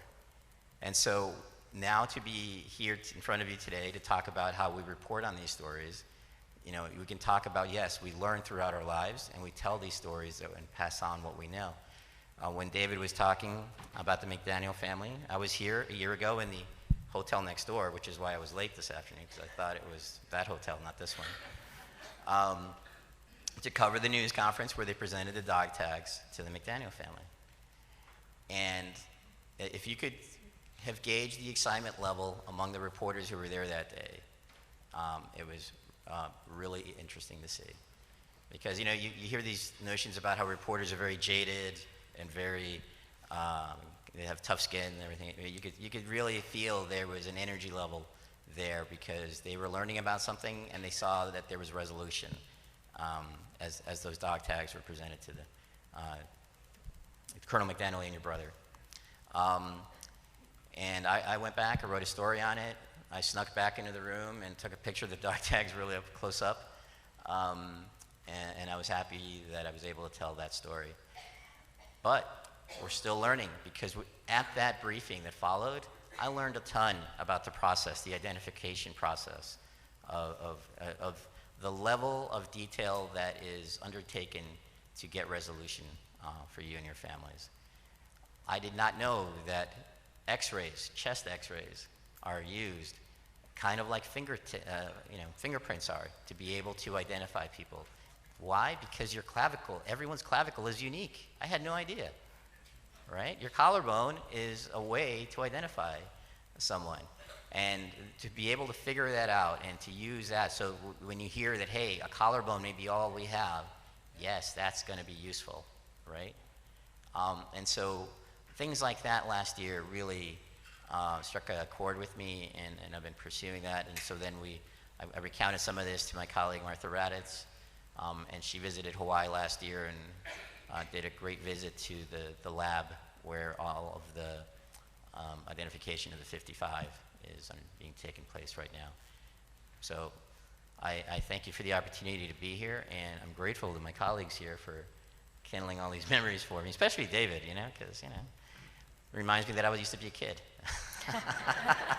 So thank you. Great, thank you, Mr. Martinez. Thank you, gentlemen. And now it is your opportunity. I open the floor up to you. Just like for the other Q&A sessions, there will be military or DPAA members with microphones. Just raise your hand, and you'll have an opportunity to ask your questions and gain a little bit more on their perspective. With that said, we will start with the first question over here, followed by you, if I don't break the mic. Thank you. Thank you for your efforts in supporting the DPAA. One of the thoughts that comes to mind in this room is, beyond this room, is we can all be your reporters. So what can we do to start to pool these stories?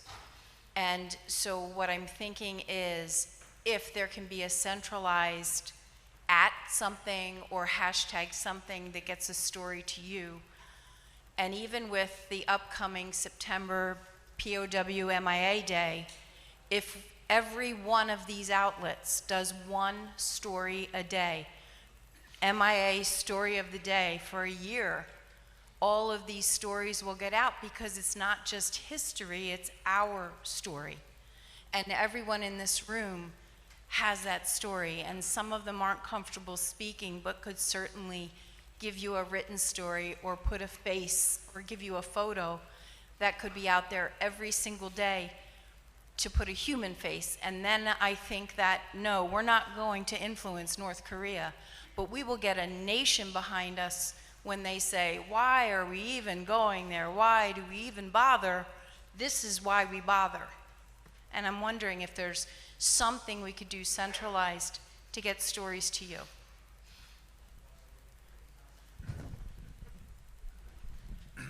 One of the problems, of course, is that the government never tells us what cases they're working on because of all the privacy restrictions. So we really do have to depend on the families coming to us to alert us to a story, because when you find out from the Pentagon, it's after the identification has been made. I think you have a pretty effective Korean War MIA association. Does Rick Downs still head it? He did one, yeah. I thought he was an effective head, and you could just empower him to be more aggressive with the identities. Put your name out there, and at the same time recognize that the downside of putting your name out there is your phone's going to start ringing. But that's the price you need to pay to get visibility. Louis mentioned a book by Brian Bender. Brian told me some time ago now that CBS had optioned that book for a possible series on the search for MIAs. I am totally unassociated with the entertainment part of CBS, so don't come to me asking for help on this. But if you could break through to the popular culture with a series, that would put you in a place that you've never been before. The missing have never been before. Just to add on to that, I mean, I think some of your ideas are great. You know, anything that can sort of find a way to help organize that information and put that out there, or hashtag whatever. But also keep in mind, you know, with our organizations, you know, there's a certain amount of people, there's a certain amount of stories you can do. I don't think ABC and CBS are going to have time to do one of these stories every day. So remember that you have local media as well. It's great to get a national story, but you know, your story is important to your community. There is a local paper. I think Brian, when he put his book together, was working for the Boston Globe, and it was, you know, it was connected to stories there. So don't just think big, and national. Also remember that there's a local reporter who wants to know your story, wants to know what people in the community are doing, and it's important to show that this isn't some idea that's just a national problem somewhere else. This is in your hometown too. Great, thank you. Directed to Mr. Martinez, you spoke about a book you read about MacArthur. What's the name of that book again? I didn't catch it. About the Yalu? Yeah. Yeah, it was On to the Yalu. Alu? The Y-A-L-U, Okay. the Yalu River. Okay, Which, thank you. as I learned, is the river that divides China from North Korea. So that was why he was pushing all the way north to the Yalu, because he thought that way he would get him. But what ended up happening is that triggered the Chinese push Okay, in. thank you.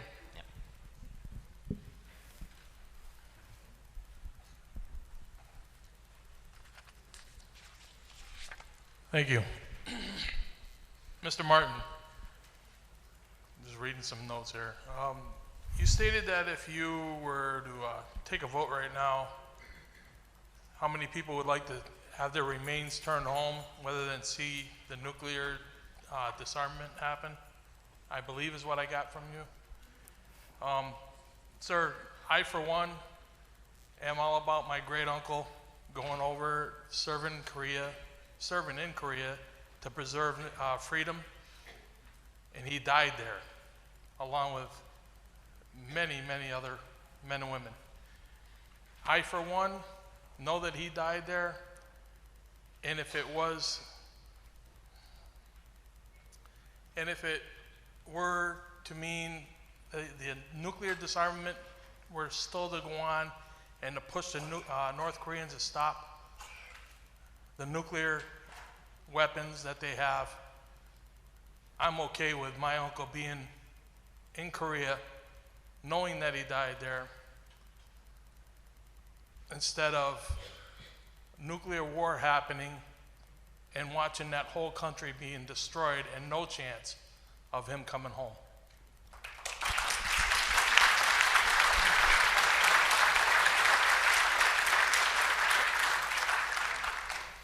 And I'll take that bet. I'm glad there wasn't a question in there because I don't have a good answer. This would be for Dave Martin. Some years ago, I believe it was CBS 60 Minutes, where a group of reporters had been given access to the North Korean War Museum in Pyongyang. And one of the reporters had been kind of wandering around in the museum, and he found a big stack of American dog tags, and he started looking at him, but unfortunately the camera just showed his hand. They didn't show the reporter. But there was this big stack of American dog tags that the North Koreans had collected.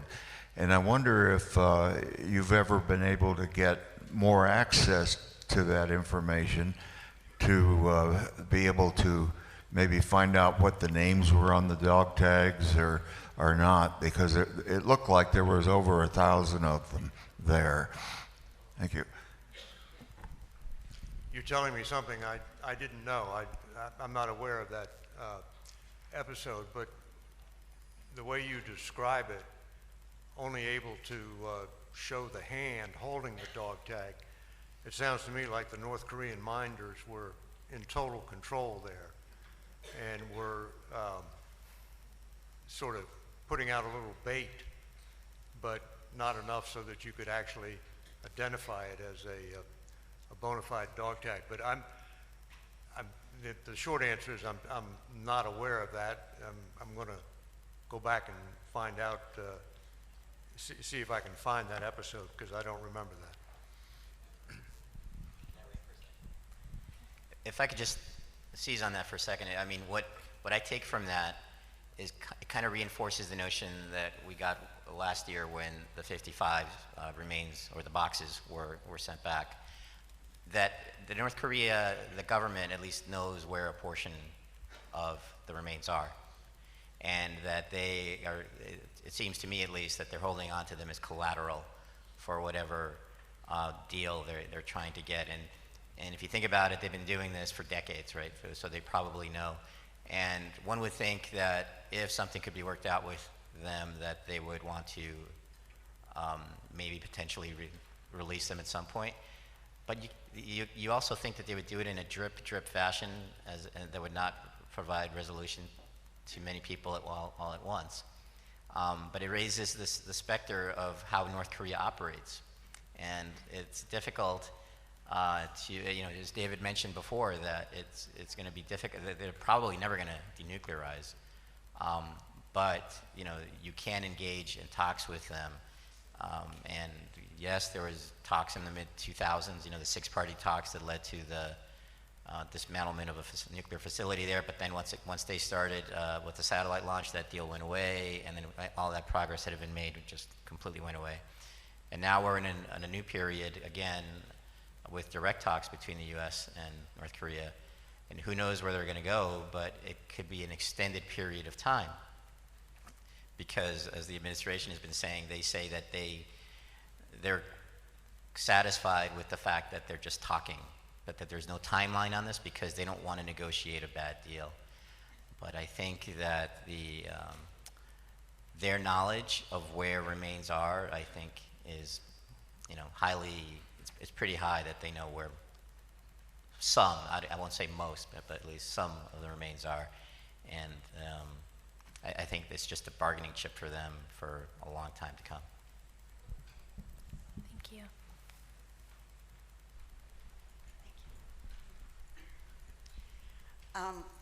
I appreciate your storytelling, all of you. It's what we are, our stories. So thank you for coming, and thank you for your interest in what we care about in this issue. Forgive me if I give a background to my question. It's directed to Mr. Martin. I'm an Army brat. My son served in Iraq as the 4th generation in the 1-8 Infantry of the 4th ID. My grandfather fought 5 wars for this country. He chased Pancho Villa under Blackjack Pershing. He was an artillery captain in World War I. He was the oldest officer to land in the first wave of D-Day, taking his men ashore on Utah Beach. He commanded the UN and the 8th Army in Korea at the end of the war. And then he helped the country of Greece defeat the communists. When he was in Korea, his only son, who had joined the Air Force, not to be under his father's shadow, was shot down on a bombing mission, and his own father had to call off the search for his son. The prices paid in this room, mine are just one example of hundreds of prices paid, and I think Chaplain McDaniel would understand.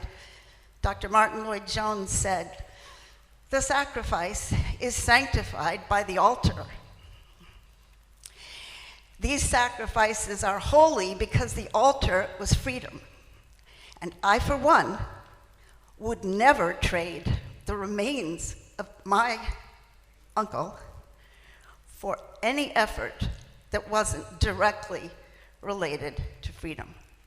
I would like you to consider that may be the opinion of others as well here.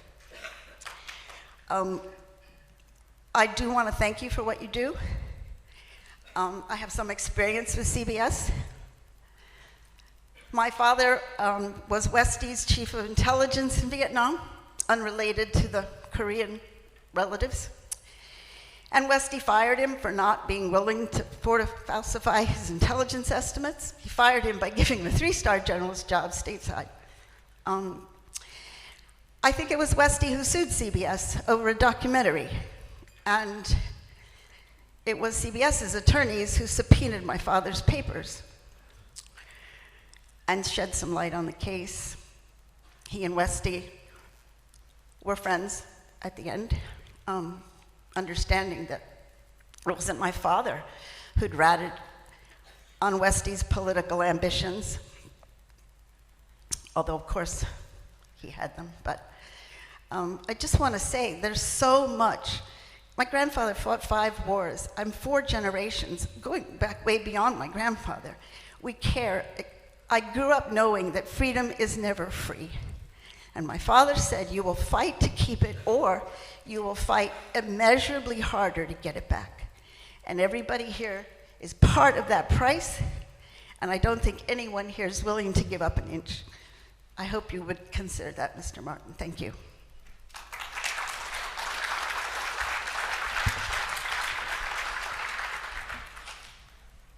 We have time for one more question. Oh, lucky me. Yesterday, I believe it was Governor Richardson who talked about trying to separate denuclearization talks from the humanitarian effort of recovering remains. So, since we haven't heard much from Jay and Leo lately, no disrespect to the TV guys, if you guys could address that I don't think it's a realistic, and especially in this case, to separate the two, but I'd be interested in your opinions. Thank you. This is mostly going to be Leo. I don't do national security very much unless I'm dragged up here. Yeah, if the national security guys are on vacation, sometimes they'll drag me up here to do this terrible stuff. But as to North Korea, I think you all know better than me how unpredictable and unbelievable that government is. I mean, you live it every tiny up and every tiny down. Mostly, I guess, it's been a lot of downs. I was up at the Council on Foreign Relations recently and talked to a couple of people up there about this, and they're pretty cynical about the notion that they're going to open up at any kind of short-term juncture. They're going to open up that country to teams that are connected with the U.S. government. They have all these, really high-tech weapon things going on, and they're very secretive about it. And probably the last thing they want is a government team in.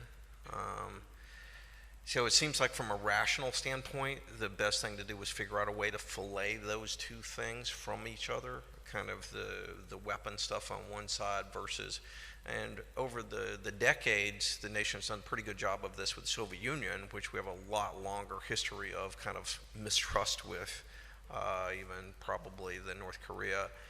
And they've figured out a way to keep the channel of communication for recovery stuff, particularly for Cold War types of things, as separate as they can from diplomatic things. Over the years, we've done that with North Korea some. Obviously, we did get in and do recoveries for a while. I don't know, it's just hard not to be cynical about anything related to the North Korean government. Yeah, look, the good part of our job is we get to share some of these stories and relate some relief, some resolution. The bad part of our job is we've got to tell you things that you don't want to hear. So, look, both of these gentlemen talked about it too. I think all of these issues are intertwined.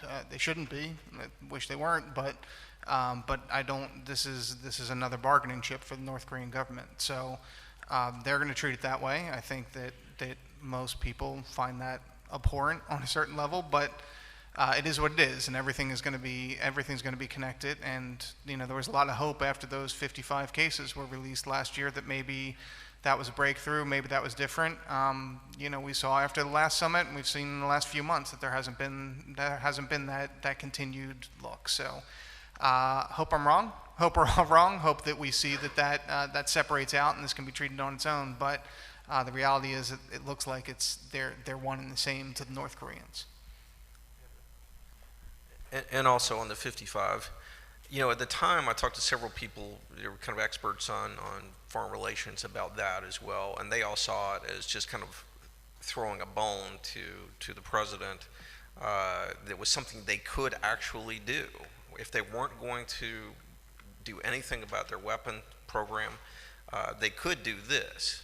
And clearly that wasn't a bad thing in some ways. You've heard from the tweets from the Vice President, et cetera, and you've heard the discussion this morning about how many IDs are going to be made off of those 55. There might be answers for some people in this room from those numbers. That's not a bad thing in its own way.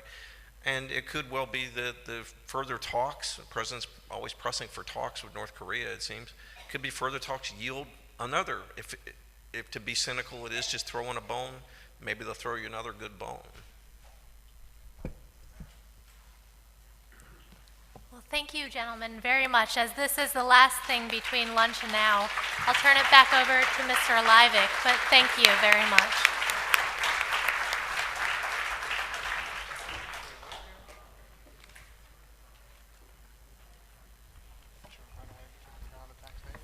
Now, the good news, what just happened, is that regardless of who's up here, whether it's the government, whether it's Governor Richardson, or whether it's the media, you're consistent and you want answers. So I applaud you for the questions that you asked, and also thank you guys for being a part of this. It made me feel kind of good, y'all having to take some of those questions. So. All right, so with that, I'm going to turn it over to Ms. Sumter Winbush, who is our Principal Deputy Director. Thanks, Todd. Thanks, Todd. On behalf of our director, who is out with one of the breakout groups, he wanted me to first thank the panel for being here today, but I would also like to take an opportunity to just express how grateful I am to have the families that we have. And I often call them my family because they are, and what they expect from us, not just DPAA, but the media as well, is to stay involved, tell the truth, and then help us to tell this story. I couldn't see who was making the comment about having a story told every single day. But I will tell you from a DPAA perspective, every time we do one of these family member engagements, Todd and his team will send out local press releases to the local media. We visit the congressional representatives of that state as well. And so where we might be able to get to, from our perspective, 7 locations every year, one, we need everybody in this room to do your part, but we also need the media to step up and do better, tell the story more often, be our advocate, tell the full story. And so I want to thank you all for being here today. As Todd said, we often get the very difficult questions, and we're glad that you were able to get those same type of tough questions. So I have a small token of appreciation. We hope that either you will come back or you will send someone else back next year when we host this event. And perhaps, yeah.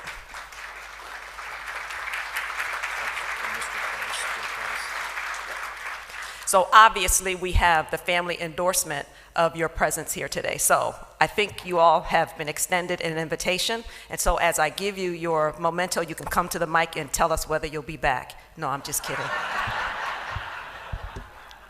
Mr. Price. And that would be for attribution too. So. Sir, thank you so much. And what we're giving them is a signed poster from this year's POW MIA Recognition Day coming up in September. Thank you so much, sir. Thank you, Mr. Shane. Appreciate you. And Mr. Martin, thank you so much, sir.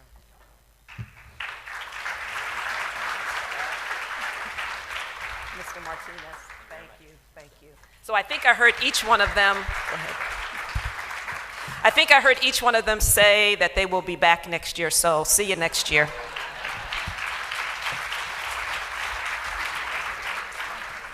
All right, so hopefully they're still going to talk to me after this. But no, in all seriousness, thank you all. If I can get one more round of applause, please.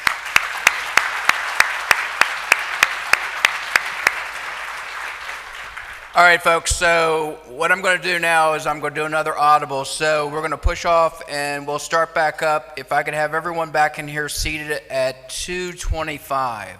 I say again, 2:25, and we'll start back up with our afternoon sessions.